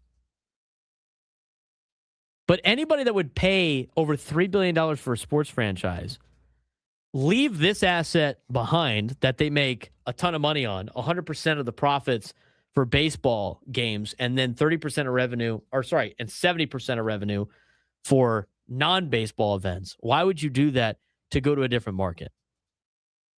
Seriously. Why would you do that to go to a different market? It makes no sense. So put that to bed. Again, that is like even the economic side of things, it makes no sense to move the team. 833-288-0973, 833-288-0973. When we come back, we'll try to get a contestant for the Midday Sports Standoff. If you haven't done so already, give us a call, 833-288-0973, 833-288-0973. If you could take me down in sports trivia, you'd be qualified for a chance to win our grand prize, a 2-night stay at Fontainebleau, Las Vegas, and a $150 resort credit. March is here, and Fontainebleau, Las Vegas is the place to catch every game. High-energy watch parties with expansive screens, great food and drinks, exclusive room rates, plus the pools and day club are open. Book your stay today at FontainebleauLasVegas.com now. 833-288-0973, 833-288-0973. Let's get to that when we come back on the Braden Surprenant Show. San Diego's #1 sports station, 97.3 The Fan.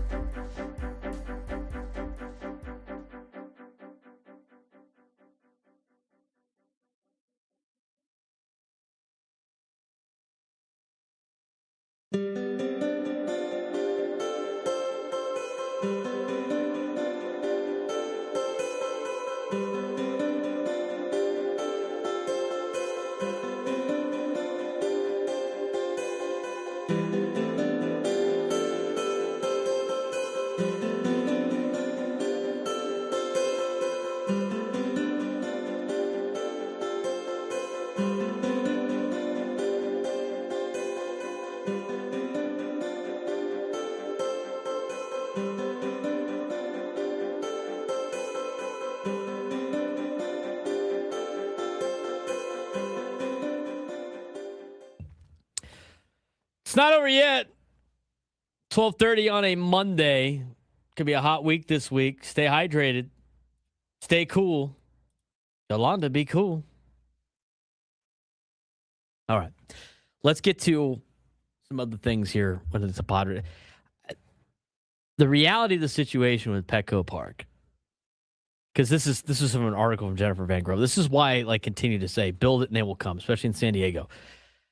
Because people in the YouTube chat, there's one person in the YouTube chat that just has no idea what they're talking about. But does anybody remember what East Village was like before they built Petco Park? Does anybody?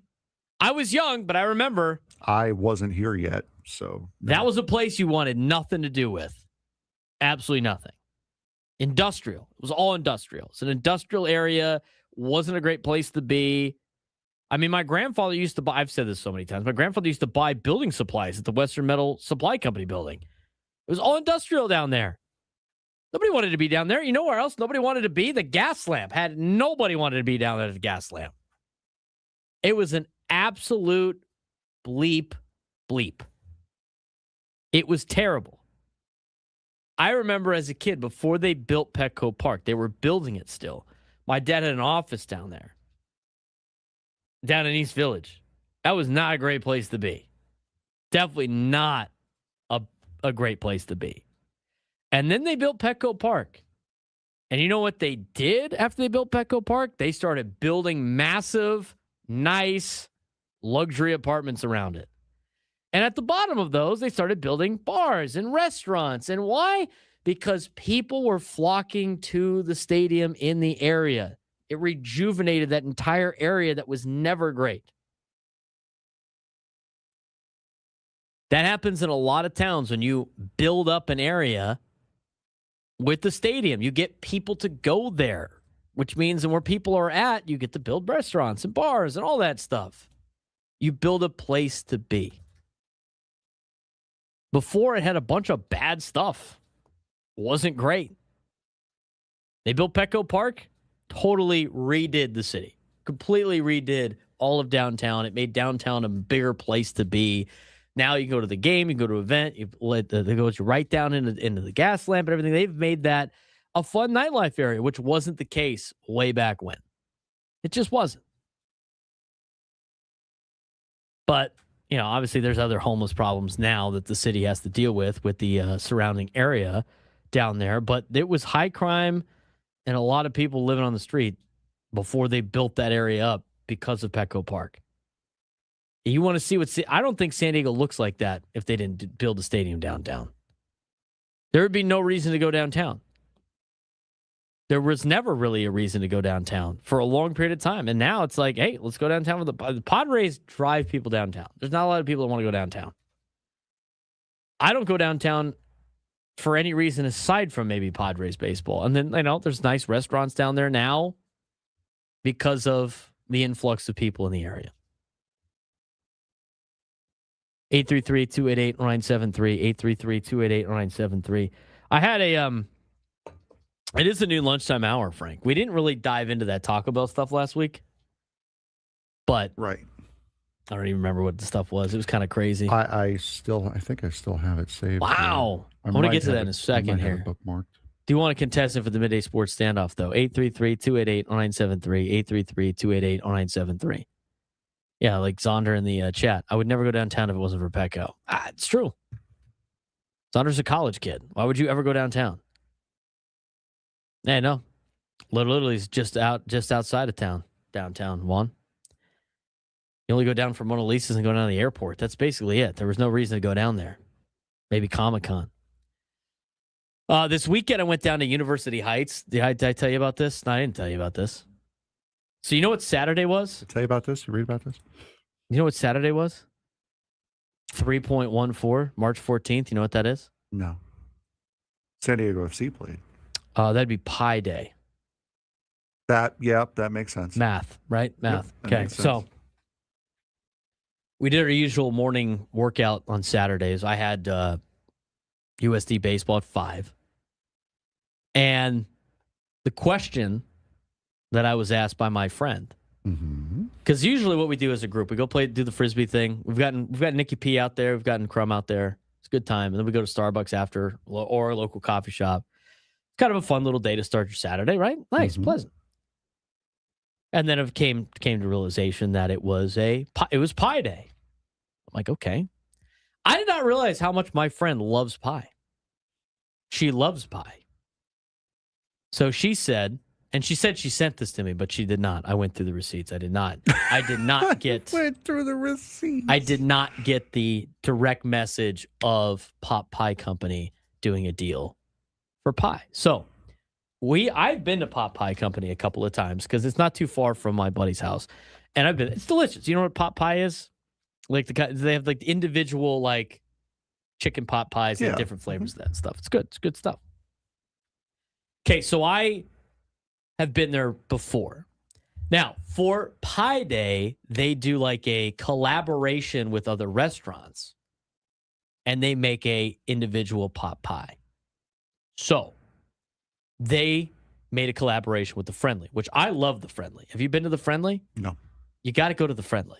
Okay. It's a great burger spot. Now, they have a different cut. The Friendly's all over the place. They got the Friendly. They got one in the north side of North Park. They got one in South Park. The one in South Park's awesome because it's just like burgers and fries. It's simple. They got a couple of brews, if you will. It's great. And so the Friendly is, I love going. I went to the Friendly. She took me there for the first time. I thought it was a great place. Enjoyed the Friendly. The Friendly partnered with Pot Pie as well as a couple other restaurants. And they had a pot pie burger collaboration. So it was a pie crust shell individual with like ground beef, onions, and cheese and stuff like that. And so she says, I sent this to you a couple days ago. We have to get one. And I was like, oh, okay. I'm sure this is going to be goody. A long line. Yay. And she was like, let's go. And I'm like, okay. And she's like, but we have to go now because they might sell out. And I'm like, oh, this is going to be great. Now, I'm initially thinking I'm going to spend about 35 minutes, maybe 40 minutes max, getting one of these things. And then taking that entire time bracing for the crash out when her favorite pie is not there. Well, no. I wasn't thinking about that. I thought for sure we'd go early enough in the morning. They'd have enough for the morning people to do it because who's having a pot pie that early in the morning? It was around like 9 or 10. So, but we were going to do it for dinner. But, so from the dinner side of things,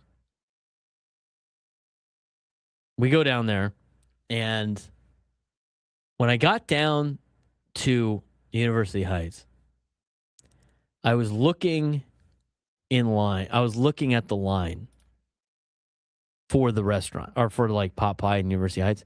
And I'm like, oh, it's kind of long. And then as we got closer, I saw the line just get bigger and bigger and bigger. And I'm like, oh, that's down the street. Oh, this is like a Disneyland ride type line. No. I had already driven down there. So I was like, okay, well, maybe it'll move quick. We waited in the line for about an hour and 20 minutes for the pot pies. But at that point now, Frank, I'm committed at that point. We are committed. Yeah, I 100%. am getting a pie. And as we wait in line, one of the collaboration pies was sold out. And I'm like, are you kidding me? I'm like, I really don't want to wait in line an hour and 20 minutes for like just the regular chicken pot pie. I want the Friendly one. And I look to her and I go, and she goes, oh, I am prepared for. I have prepared for this eventuality. To not actually get the one that we want. And I was like, oh God, this is not great.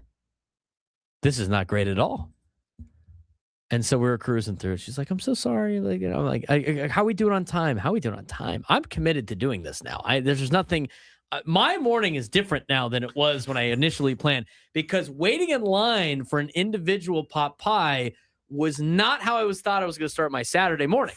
First pitch for USD will wait for this.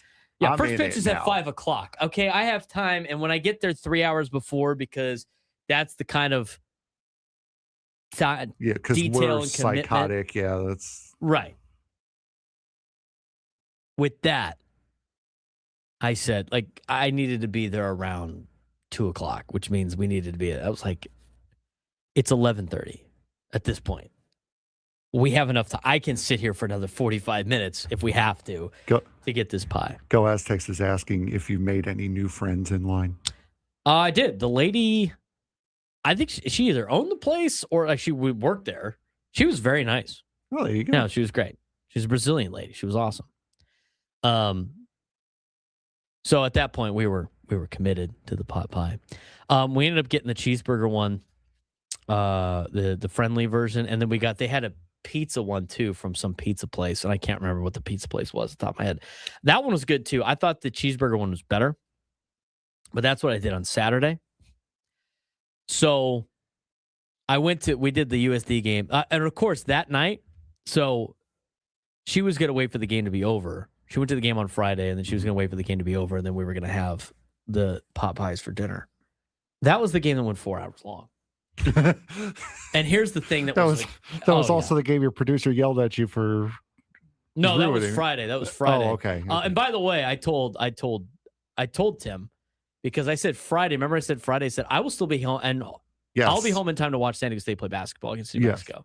And he was like, "There it is. We're not going to see it." And then the game ended, and Tim he's pointing at his watch, and he goes, "I told you."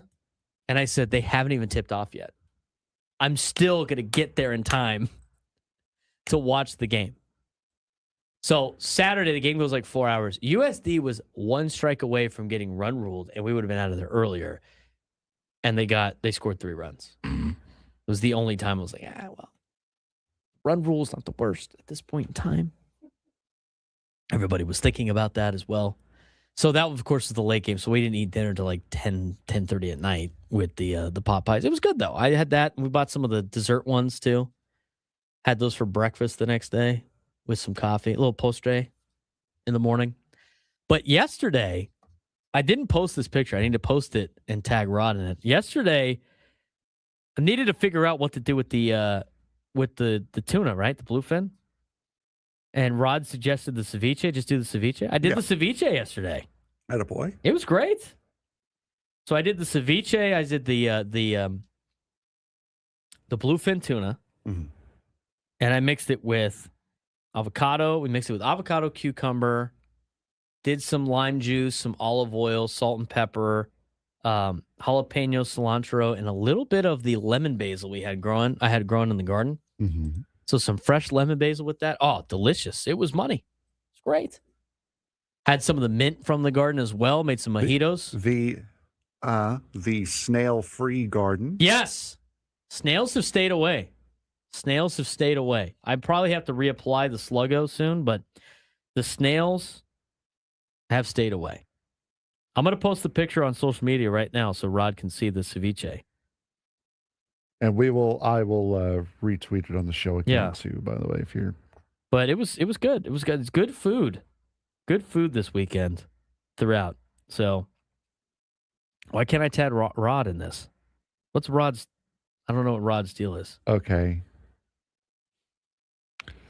There you go. I'll just put it out. Okay, I'm sorry. It's on social I'm going to media. say this right now. Here, hold on. Squirrel. The Versilia Rawhides. Do you know who they are? Yeah. Okay, they are. For those of you who don't, they are the single A minor league affiliate of the Diamondbacks. They have announced, as of 20 minutes ago, their alter ego. Oh, what's theirs? The Central Valley. I will post this on here. Every minor league team has an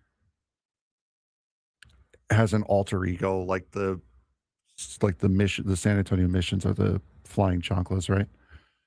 So the Salt Lake City dirty sodas. Yeah, that. This is the Versilia Rawhides. They are the Central Valley sirloins. Is that a steak right there? It's a sirloin, yeah. What? That's amazing. He's just like chilling on the grill, yeah, too. He's just chilling on a barbecue.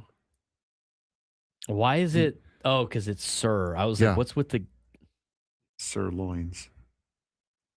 No, Nate, it's not the honkers. Foul. He draws the foul. Central Valley sirloins. Did you like that one I sent you from the hockey team?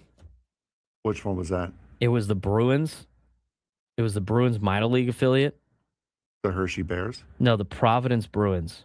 Oh, okay. Maybe they're not the minor league. No, they're the Canadian League team, I think. The Providence Bruins.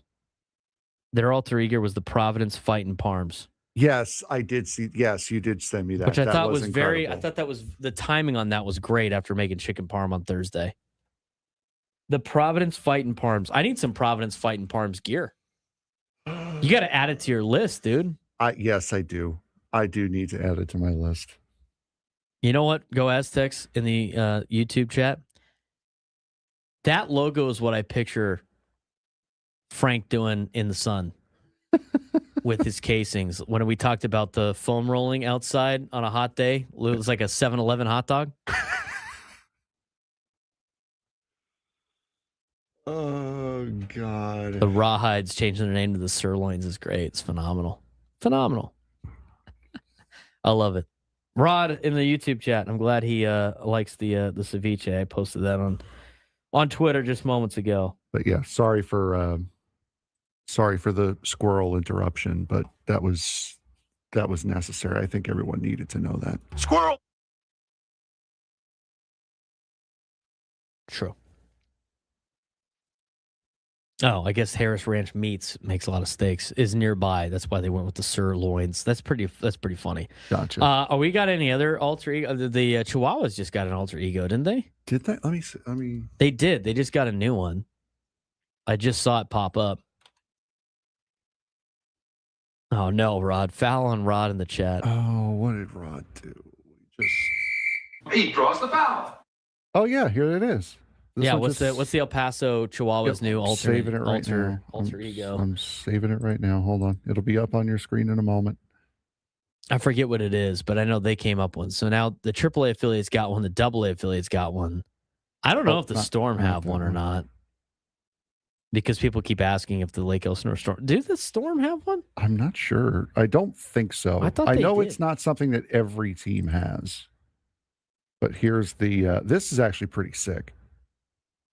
That is really cool. For the El Paso Chihuahuas there. Yeah, I like it.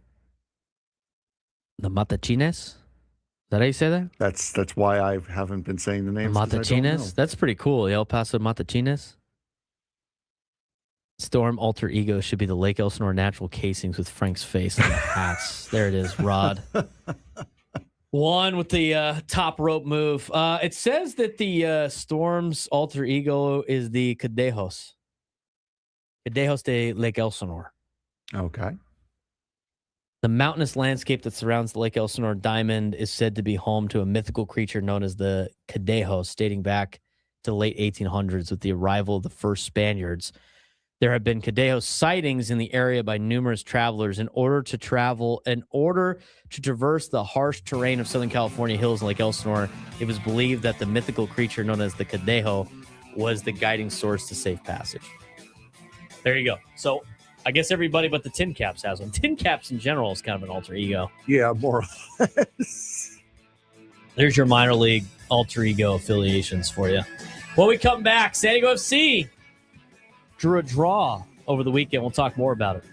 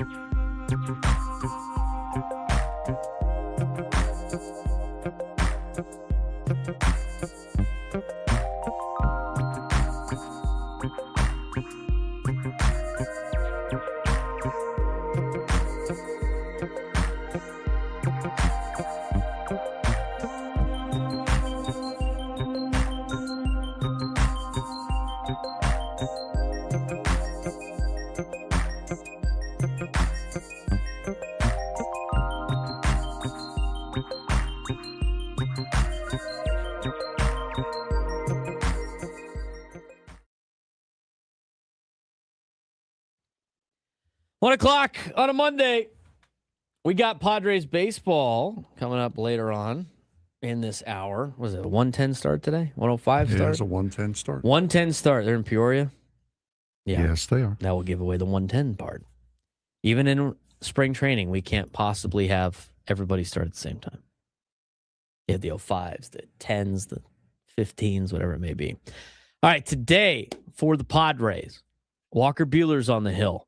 Again, important start for the Padres starting rotation because with the news earlier today, if you're just tuning in, Joe Musgrove's going to start the season on the injured list, which means Walker Buehler is on this team, Frank. And not only that, now you got to start looking at what's available and who is available to fill that final spot in the rotation. So Walker Buehler's got to be a part of this thing, but you got to hopefully he continues to have a good outing against San Francisco today.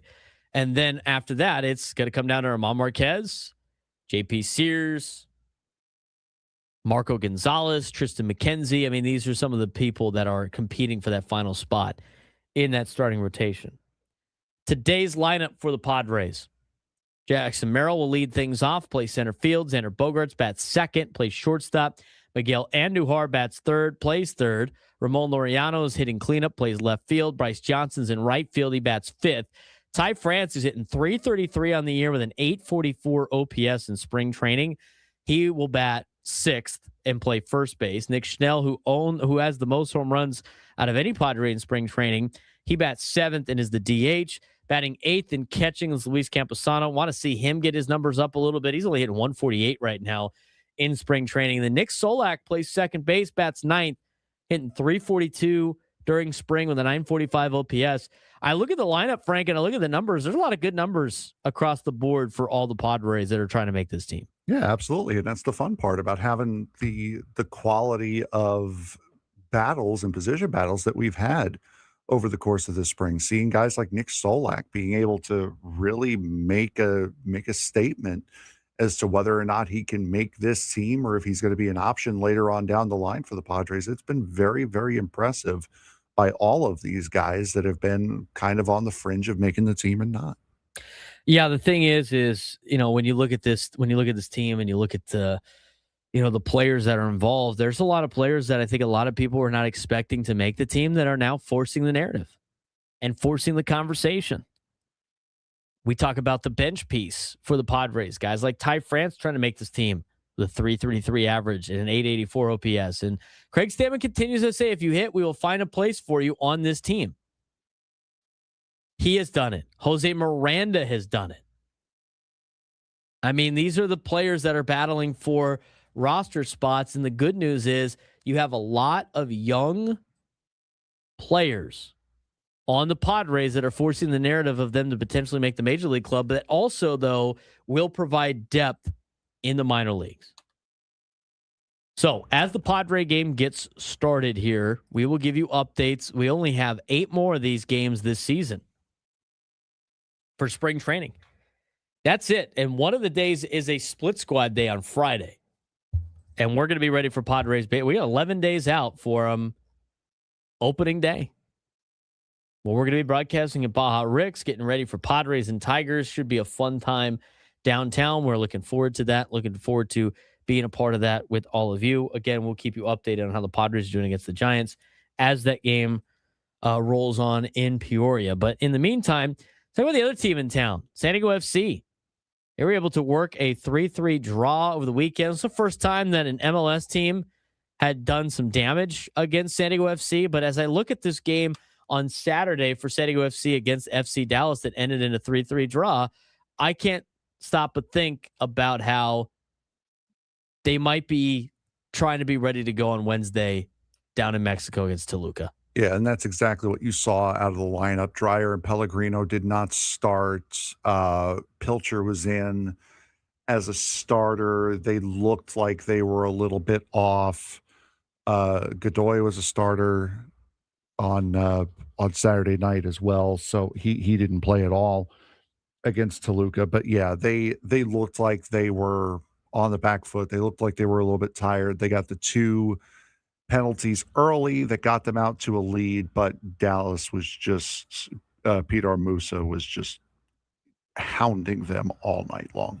Yeah, I mean, this is I was somewhat expecting this to be a game where try to keep as many of the starters fresh as possible for their upcoming game against Toluca in the CONCACAF Champions Cup. I mean, obviously the MLS matters and the regular season matters in MLS play, but at the same time, Frank, I mean, you want to be able to do some damage, especially against a team like Toluca. You're already beat 3-2 here in San Diego, and you did it shorthanded for the entire game, and then even more shorthanded with 9 guys in the final minutes. And it's going to be a tough task going down to Toluca to be able to beat Toluca to advance into the tournament because of the aggregate, and an away goal score count is more. But if San Diego FC go down there and knock in a goal or 2, which would be very difficult with where things are at, they're in really good shape to potentially advance and keep their CONCACAF Champions Cup alive. Yeah, and also another thing worth noting is that Pablo Cisniega was the starter on Saturday night. So Duran Ferri got the night off and Cisniega was in. It was a little surprising, but when you thought about it, it's like, yeah, well, we gotta save these guys. We gotta really let them relax a little bit, especially going into the very, very high altitudes that Toluca plays at. But yeah, this is a game that you were surprised to see San Diego FC end up losing the 3 points getting the draw instead. But when you look at the overall context of the game and of the weekend, yeah, it really wasn't all that surprising of a result. A game that they honestly should have lost. So San Diego FC remained unbeaten in the 2026 MLS season, but left Texas frustrated after surrendering a late goal in the 3-3 draw with FC Dallas at Toyota Stadium over there in the DFW area. San Diego had multiple leads throughout the match, but could not close it out. As you mentioned, Petar Musa's stoppage time equalizer, as well as the fact that he was on a one-man wrecking crew for Dallas. He really was. And despite the late collapse, San Diego extended its strong start to the season. 3-0-1 in MLS play, 10 points through 4 matches, still unbeaten in 2026. However, it sounds like the locker room reportedly felt the draw more like a loss because of how the game unfolded. And I think you could view it like that when you have had such a great start to the MLS portion of the season as well. Yeah, you got a 3-1 lead that you couldn't hold on to, and a team that's been so dominant on the defensive side of the ball. And that last goal, that game tire, I believe it was 8 minutes of added time in the second half, and they score in the 5th minute of it. You were a couple minutes away from home and just couldn't seal the deal, couldn't get it, couldn't finish the game off. So I can see why it would feel like a loss for them. But again, if you look at the context of the whole week, the whole weekend, and what's coming up on Wednesday, yeah, it's more understandable how that game went down. For San Diego FC, the offensive star was Ani Valakari. He scored 2 goals, recording in this first multi-goal game in the MLS. In MLS, his scoring plays the 21st minute penalty kick after the handball in the box, 51st minute first touch finish off of the cross from Alex Mighton. Valakari now has 5 goal contributions this season, 3 goals, 2 assists. Even more impressive, though, he has recorded either a goal or assist in 4 straight MLS matches, which is the longest active streak in the league. And that really shows the overall depth of this team, because it's a lot of different moving parts on an offensive side. And it just shows how many great players this team has for San Diego FC. And it's not just Anders Dreyer all the time. No, we mentioned it after the opener. They scored 5 goals in that opener against Montreal, and it was 5 different goal scorers. So yeah, they're getting contributions from everyone everywhere. And if they're not putting it in the back of the net, they're feeding it. They're being able to send guys and put them in a good spot. And you also have a guy like Anders Dreyer who's just as capable of putting it in the back of the net as he is setting somebody up. Marcus Ingvartsen's had a couple of very nice plays to set up goals so far this season already. So it's not just the perimeter guys that are just feeding 1 or 2 main stars. Everybody is getting involved in every aspect of the game on the offensive side. Petar Musa, he really took over for FC Dallas, as we mentioned before. I mean, he led the comeback. He delivered the hat trick for Dallas. He had the rebound goal in the 41st minute. He had the penalty kick in the 54th minute, stoppage time equalizer in the 95th minute, and his goal came after a midfield interception by Kamungo, and he raced down the left wing before delivering a pass to Musa, who finished with a first touch strike.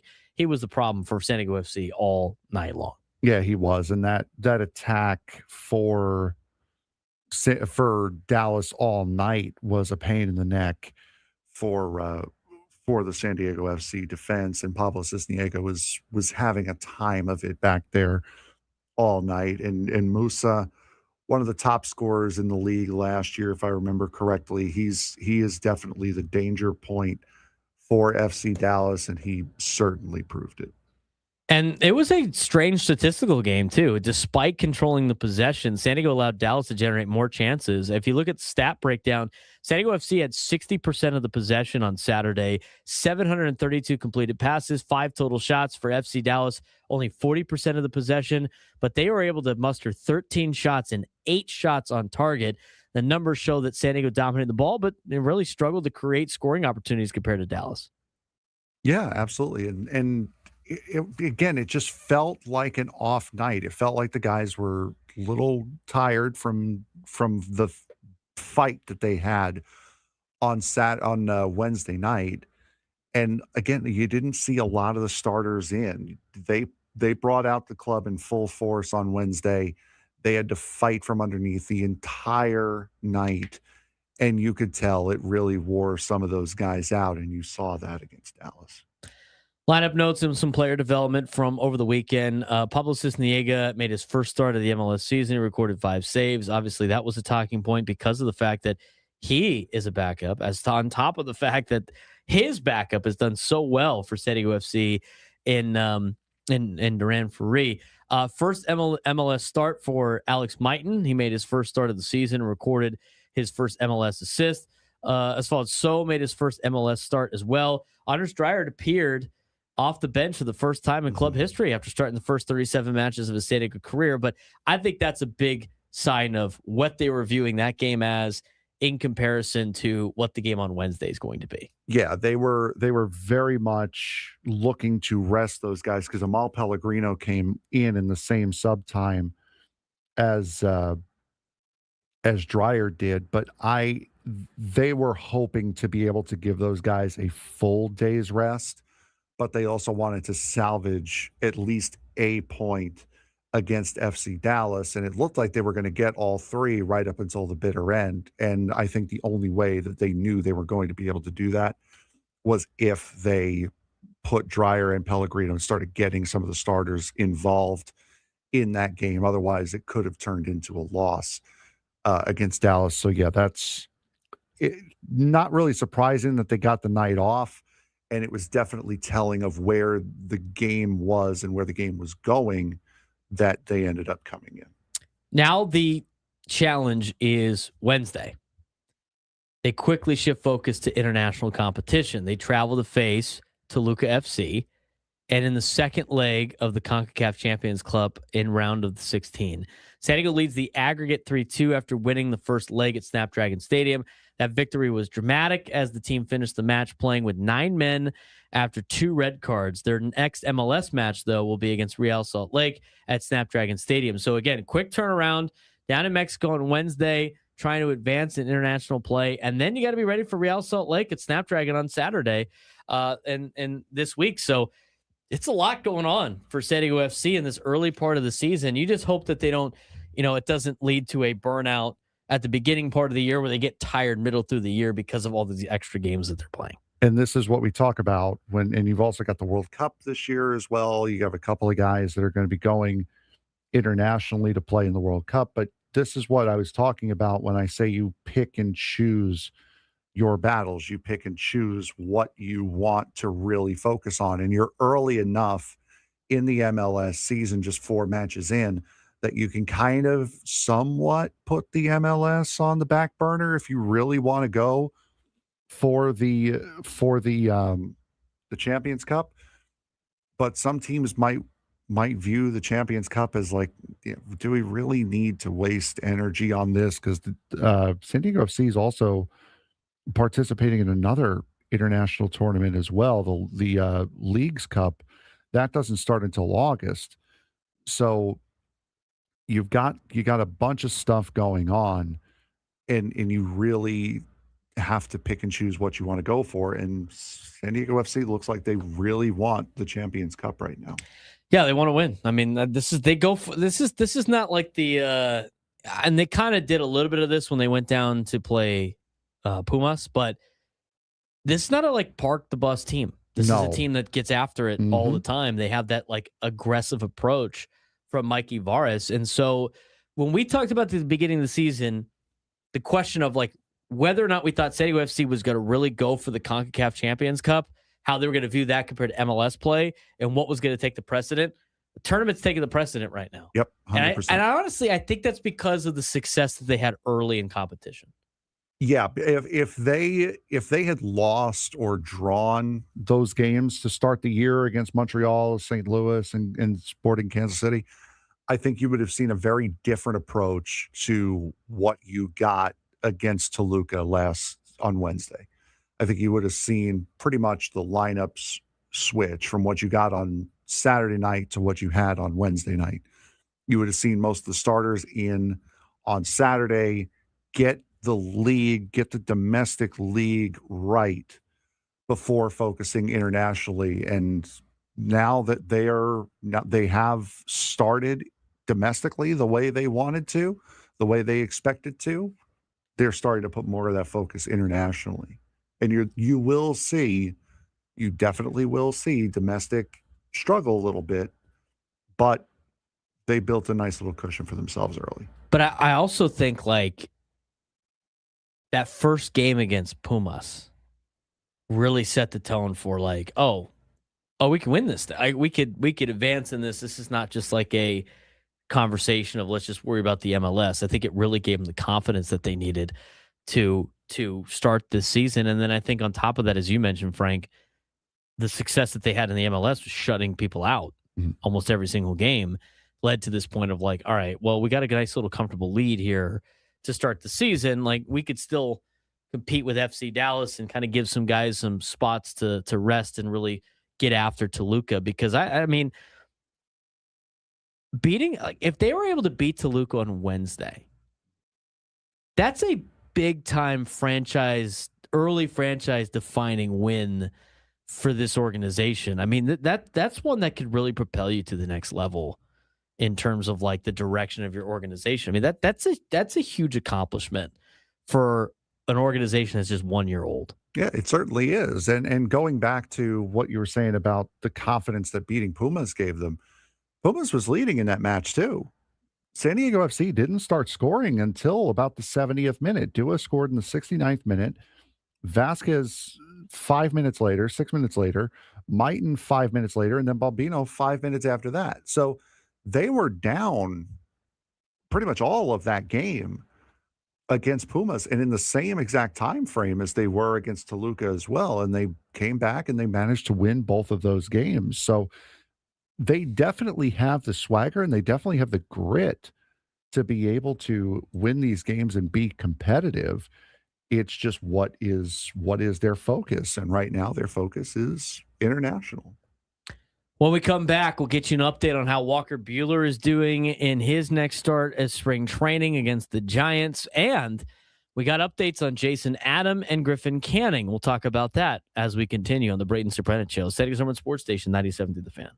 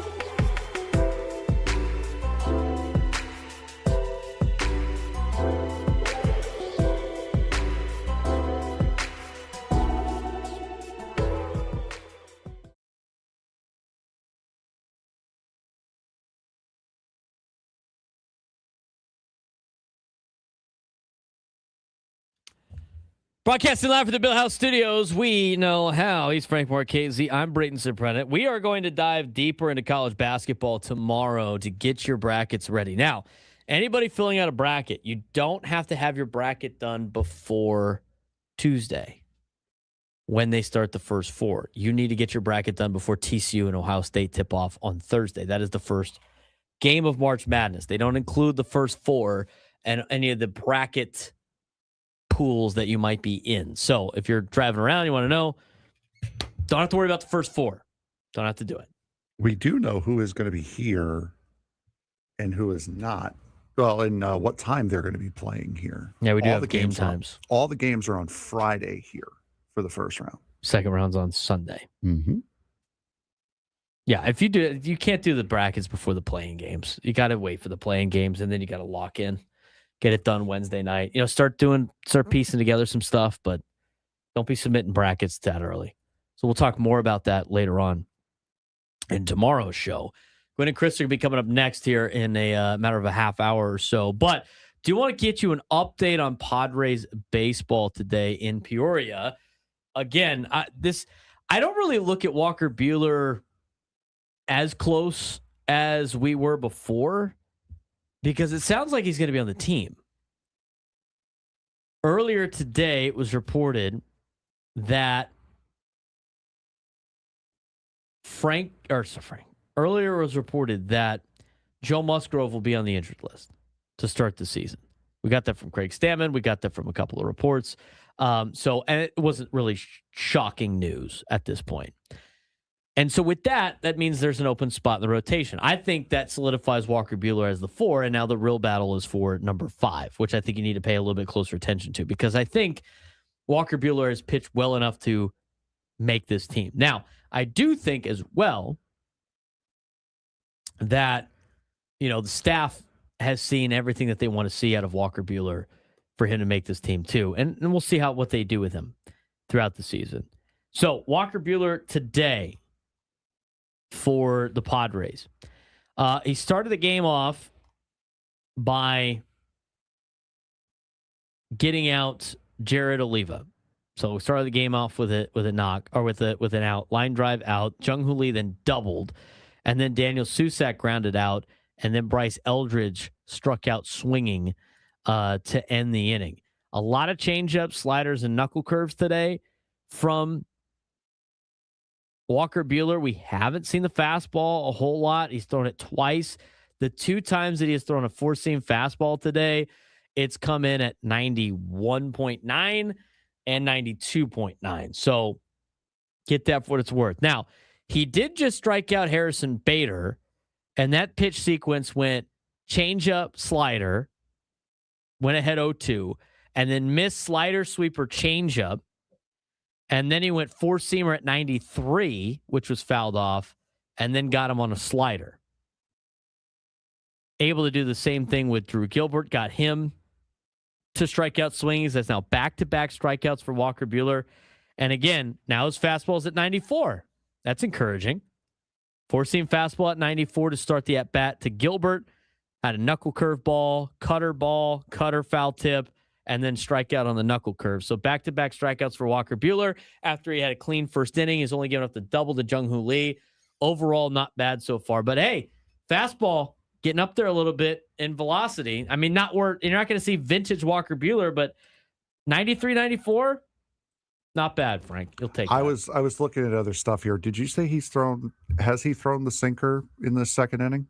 He has. I don't think he's thrown the sinker in the second inning. Okay, you said he hadn't thrown. He it hasn't in the thrown. first. He didn't throw it in the first either, but he is throwing the 4-seam fastball a lot. Yeah, so or a lot more than it was. He's thrown it like 3 or 4 times. Just gave up a double on a sweeper. He just threw his first sinker to Kennedy. It was a ball. Okay, so because like I said, I told you during the break, if I were a pitcher in spring training, I would be, and I knew more or less that I was on the team, I would say, okay, role play scenario, I don't have my sinker today. It's not breaking. It doesn't feel good. I'm not locating it where I want to. Let's figure out how to get guys out without using X pitch. So maybe he's doing that today. That could be a thing he's trying out. Could be trying to work in the fastball, see what he can get out of it as we're getting closer and closer to the regular season starting. So I wouldn't, that to me reads that he's working on a day where he doesn't have his sinker. He's trying to simulate a day where he doesn't have his sinker. I honestly think, I mean, he threw a lot of the sinkers last outing, and he said he was going to mix in more fastballs. I just think he's probably mixing in more fastballs this time. But I've been encouraged by Walker Buehler so far this spring. And again, he's reinventing himself to be a different type of pitcher. And this type of pitcher is going to rely on a lot of movement. This type of pitcher is going to rely on a lot of different mixing of pitches, changing eye levels, changing speeds, right? He's not going to be the power pitcher that he was in the past. And let's see if he gets out of the jam here. I mean, he's ahead of the count 1-2 after giving up the double. And he's looked pretty sharp so far. And the other thing too with Walker Buehler, Frank, he continues to get better. Yeah. He continues to get better with every outing that he has. So, as Go Aztecs in the YouTube chat says, he has to Greg Maddux it a little bit. I think that's the case. But, Walker Buehler did not become the pitcher that he is because he didn't have good stuff. I mean, he's also got good stuff. He wasn't just like only a fastball guy. He's mixing a lot, and he just struck out the side in the second inning. Well, 3 strikeouts. But that's striking out the side. There's a hit in between. It's still striking out the side. The outs in the side inning, count as striking out the side. He did. He just didn't do it in order. Still counts. He went changeup, cutter, sinker, slider, sweeper. Sinker twice today. Sinker came in at 94. Interesting. So he's ramping up a little bit more. Yeah, so maybe he is going to get a little bit more on the velo. I mean, I think it's encouraging. And I think Ruben Niebla's done a pretty good job with Walker Buehler so far. So I don't want to sit here and say like, oh, he's going to be the next, Nick Pivetta and Seth Lugo and like all these guys. I just think that for the Padres, this is going to be the guy at the 4 or 5 spot in rotation that's going to be getting you a lot of innings. So, Niebla magic starting to do its work. And this is why I'm not ready to throw German Marquez away yet, because I think Ruben Niebla working with German Marquez can get him to a good spot too. I mean, you got to trust your coaching staff when you're in this position when it comes to finances and stuff. And I think Walker Buehler might be a good asset for this Padres team. And again, he's another one of those guys they brought in. It's no risk, because if he sucks, Griffin Canning will just take his spot and you can move on. Speaking of moving on, we're going to move on to our next segment. And speaking of Griffin Canning, we have an update for you on Griffin Canning as well as Jason Adam. Jason Adam worked on a backfield earlier today. We'll tell you what happened at that, give you the update on the injury report, and then talk a little bit of WBC to finish the show. Braden Surprenant Show, San Diego Sports Station 97 through the Fan.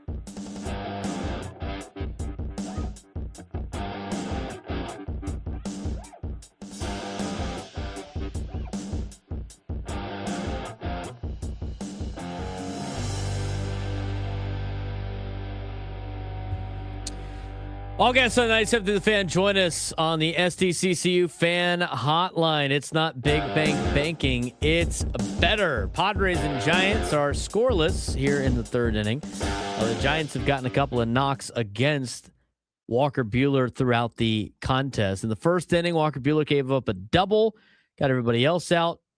In the second inning, he struck out the side and gave up a double.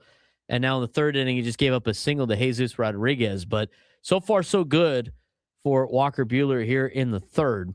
Again, hasn't thrown too many sinkers. He just had that one get hit at 92.5 miles an hour on the sinker velocity.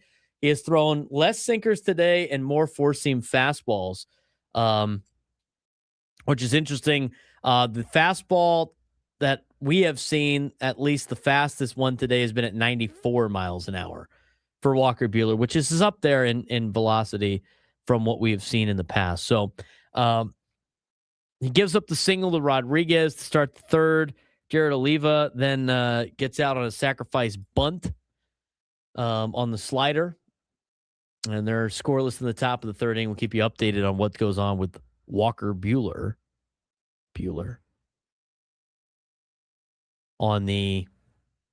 As the game continues. I do want to get you an update on some, injury news for you with the Padres, because the Padres, of course, have some guys in camp that are trying to come off injury, and we'll get to that in a second. But with some of the reports of the weekend, we talked about it before going into this spring training. The Padres are taking a chance on Nick Castellanos. He's 34 years old. He's got 13 seasons of MLB service. He was released by the Phillies, and there was reported tension with him and manager Rob Thompson. The Padres decision makers involved in the evaluation were AJ Preller, Josh Stein, and Craig Stammen. And the key factor was strong reputation for Nick Castellanos and his work ethic. And so now when he has this new lease on life in San Diego, he fully embraced exactly the player that he is and being part of this organization. He's been a nice bright spot for the Padres, at least early on in spring. And here's the deal. He's learning on the fly. He's playing first base. The planned role for Nick Castellanos is going to be platooning at first, being a designated hitter, and an occasional outfield platoon player. And he's going to partner with Gavin Sheets playing at first base. And he has made a lot of career starts in the outfield. Castellanos has. He played for the Tigers, the Cubs, the Reds, the Phillies. But he's had a mindset change. He said in this report with Kevin Acee that sometimes it felt like, quote, a job in Philly, which it is a job. I mean, these guys are getting paid to do a job, which is play baseball. But he says in Padres camp, he's rediscovering the joy of playing, and he's enjoying learning a new position. I think this is a good outlet and a good outlook for Nick Castellanos as we move forward into the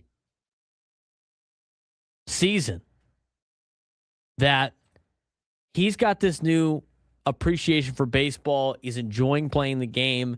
And sometimes this happens where getting released or getting cut from an organization gives you that perspective that you can do this, or it gives you the perspective of why you're doing this and in your why and how you put things together. So with Nick Castellanos, I like the opportunity that he gives this Padres team, and I think he is doing everything that we said at the beginning before they signed him that he had to do in order for this to work out, in order for this to make happen. And so far, he's doing that. What a play. Padres has had an inning-ending diving catch, which would have scored a run if it landed. Walker Buehler gets out unscathed due to his defense. A great play. Bryce Johnson. That's why Bryce Johnson needs to make the team right there. Plays like that. So Nick Castellanos' mindset change, I think, is a good step in the right direction. All right, let's get to the injury timeline for the Padres. Griffin Canning.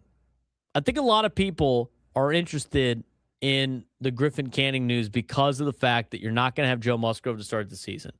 Griffin Canning is recovering from Achilles surgery. He has thrown in simulated games. He is continuing to throw simulated games, and he's facing hitters, which is progress, but his expected return is May or later. Padres are cautious about covering first and fielding bunts. That's a big problem that they want solidified before they throw him out there. But right now, Griffin Canning's pitching, so he could do everything the same. He could still throw bullpens. He could still get his arm up to speed. The biggest thing is playing defense and getting that up to par. And I think that's going to lead to Griffin Canning being able to jump in and not have to like ramp himself up pitching wise. Because a lot of the times, Frank, when it comes to injuries with pitchers, you're worried about the guy pitching, not necessarily fielding his position or things like that. So he can still do everything on the mound that you would expect him to be able to do.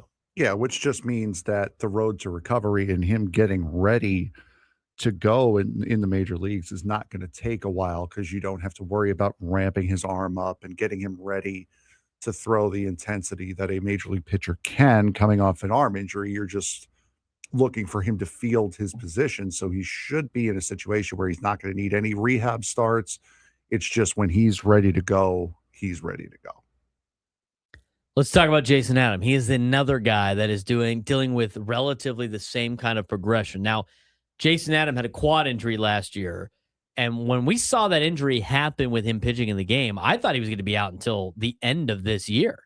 Yeah, I thought the timeline suggested at least the All-Star break. And it looked bad. I mean, the injury looked bad. But then, I mean, he is an athlete. I mean, people don't understand how athletic Jason Adam is. I mean, Tony Gwynn Jr. has talked about it a lot, and watching Jason Adam do other things aside from pitching, right? Like throwing the football around pregame and doing a lot of other activities. He's a very athletic human being, and his recovery was incredibly fast. Now, his goal is opening day readiness, and he's expected spring appearances 3 to 4 games, other relievers 9 to 10 appearances, and decisions are pending on readiness. But Jason Adam is throwing on backfields. We saw him throw again on a backfield. The biggest concern with him, again, is the same thing as Griffin Canning, fielding your position and being able to cover first. And once he's able to do that, then Jason Adams going to be in a good spot. I mean, it's been pretty remarkable watching him come back from injury. We haven't seen him in a Cactus League game yet. I don't know how many Cactus League games he's going to need to be ready to go for opening day. I think it's going to be kind of a game time decision when it comes to the opening day roster of whether or not he starts on the opening day roster as a player on the team or is on the injured list. But it's going to be good to add him back to the bullpen, and he's probably coming back to the bullpen sooner rather than later. Yeah, absolutely. And again, it's an arm injury, so it's not like he's having to recover from a quad injury. Yeah, I know. I said it's not an arm injury. You said it was an arm injury. Oh, like, my bad. My bad. It's not an arm injury. So it's not like you're having to worry about him recovering off of surgery, trying to work his arm back up to strength. He's another one that he will be ready to go when he's ready to go. He's not going to have to work slowly to get back into it. Now, the minor injury update that we have is from Sungmoon Song. He's got the oblique. He came into spring training with the oblique. He battled back, and then he hit a home run, 430 feet, and then re-injured the oblique. So he is back to his hitting progressions. He could return before the end of spring. They have floated out there that he could potentially start the year on the injured list, but I think they could be extra cautious with Sungmoon Song, whether it be more development in the minor leagues or extended spring training or being on the injured list, because they have Jose Miranda and Ty France hitting at a high level right now and really battling for an opportunity to be on this team. Yeah, so you can afford to bring him up slowly. You can ramp him up. And also we saw yesterday Yuki Matsui throwing bullpens yesterday. So he is also working to slowly ramp himself back up and get back into the fold after his injury with Team Japan. So a couple of people in the YouTube chat have brought it up, and I'll talk about it. One of my players at Cathedral, Honor Falave, committed over the weekend. How about that? Front page story on ESPN.com too. Yeah, that's pretty impressive. Huge. Arfalave is a phenomenal athlete. He might be one of the best athletes at the high school level I have ever seen. Now, I only vaguely remember watching Reggie Bush play. So in terms of overall athletes I've ever seen play high school football, Arfalave might be the best I've ever seen. He's a really incredible player. He plays safety for us. He plays cornerback for us. It's kind of been a mix of both. He's probably more of a corner than he is a safety. And he is phenomenal on the offensive side of the ball at running back. He committed to USC. I'm a little surprised by that. I thought he was going to go to Oregon. Yep. I really thought he was going to go to Oregon. He really loved, Dan Lanning and everything. And who knows? Like, when it comes to the situation with college football nowadays, I mean, there's no guarantee that Honor stays at USC for all 4 years. I would honestly I would put that percentage at very low. Just with the everyday deal of college athletics. It's very, very minimal. It's very shocking to see any athlete stay at the same university for 4 years. Now, here's the deal for Honor Falave. This is what I love about the fact that he's going to USC. One, he gets to stay local. And again, he still has another season of high school football. And I'm sure he will early enroll in the spring in January. But I liked him going to USC with the fact that Gary Patterson's now the DC, and the secondary coaches are all guys I know. Paul Gonzalez, former secondary coach at TCU. Sam Carter, who was probably one of the best safeties in TCU history, and he played that strong safety position in Gary Patterson's 4-2-5 defense. I think Honor Falave can really do some damage in that 4-2-5 defense that Gary Patterson runs. But that being said, there's a couple of things that he obviously needs to work on to be able to be a two-way guy, because he says he wants to play both offense and defense in college. He has said that in the announcement. I've heard him talk about it. He does it for us at Cathedral, but he has to get into shape, which is crazy because the guy runs 22 miles an hour. But Honor needs to be able to get in shape where he's not tired in a high school game playing both ways. It's so difficult to do. And to play safety and running back at the D1 level is going to be extremely difficult to do. But he is such an elite athlete from the offensive side of things, on top of the fact he's a great cover guy. The way I watch Honor Falave play, it would be a treat to college football fans to be able to watch this guy play both ways. But he needs to be able to get himself in better shape to be able to do that. But what he does on offense, he's got Le'Veon Bell patience when it comes to running. He literally sits there for a second, he sees hole, and then the difference maker for him is his acceleration. There's not a lot of athletes that can accelerate like that from a portion of pause and then hit it, go. Honor's got that kind of ability. And then on the defensive side of things, I showed Frank this last camp in the press box at Petco Park, the video of Honor recovering he recovered on a double move on a receiver he was going against. Mm-hmm. His recovery time is remarkable. He is able to do things naturally that I can't even teach kids to do. But I honestly think he's probably better suited as a running back at the next level than a defensive player. He wants to do both. I know defense is where his heart is, but I think they said ESPN his had him offense as is a crazy. safety. Yeah, he's listed as a safety on all the recruiting things. I also don't see him as a safety. I think it's a different element for him that he's not used to yet, and I think it's going to be difficult for him to play. He could probably play weak safety in Gary Patterson's 4-2-5.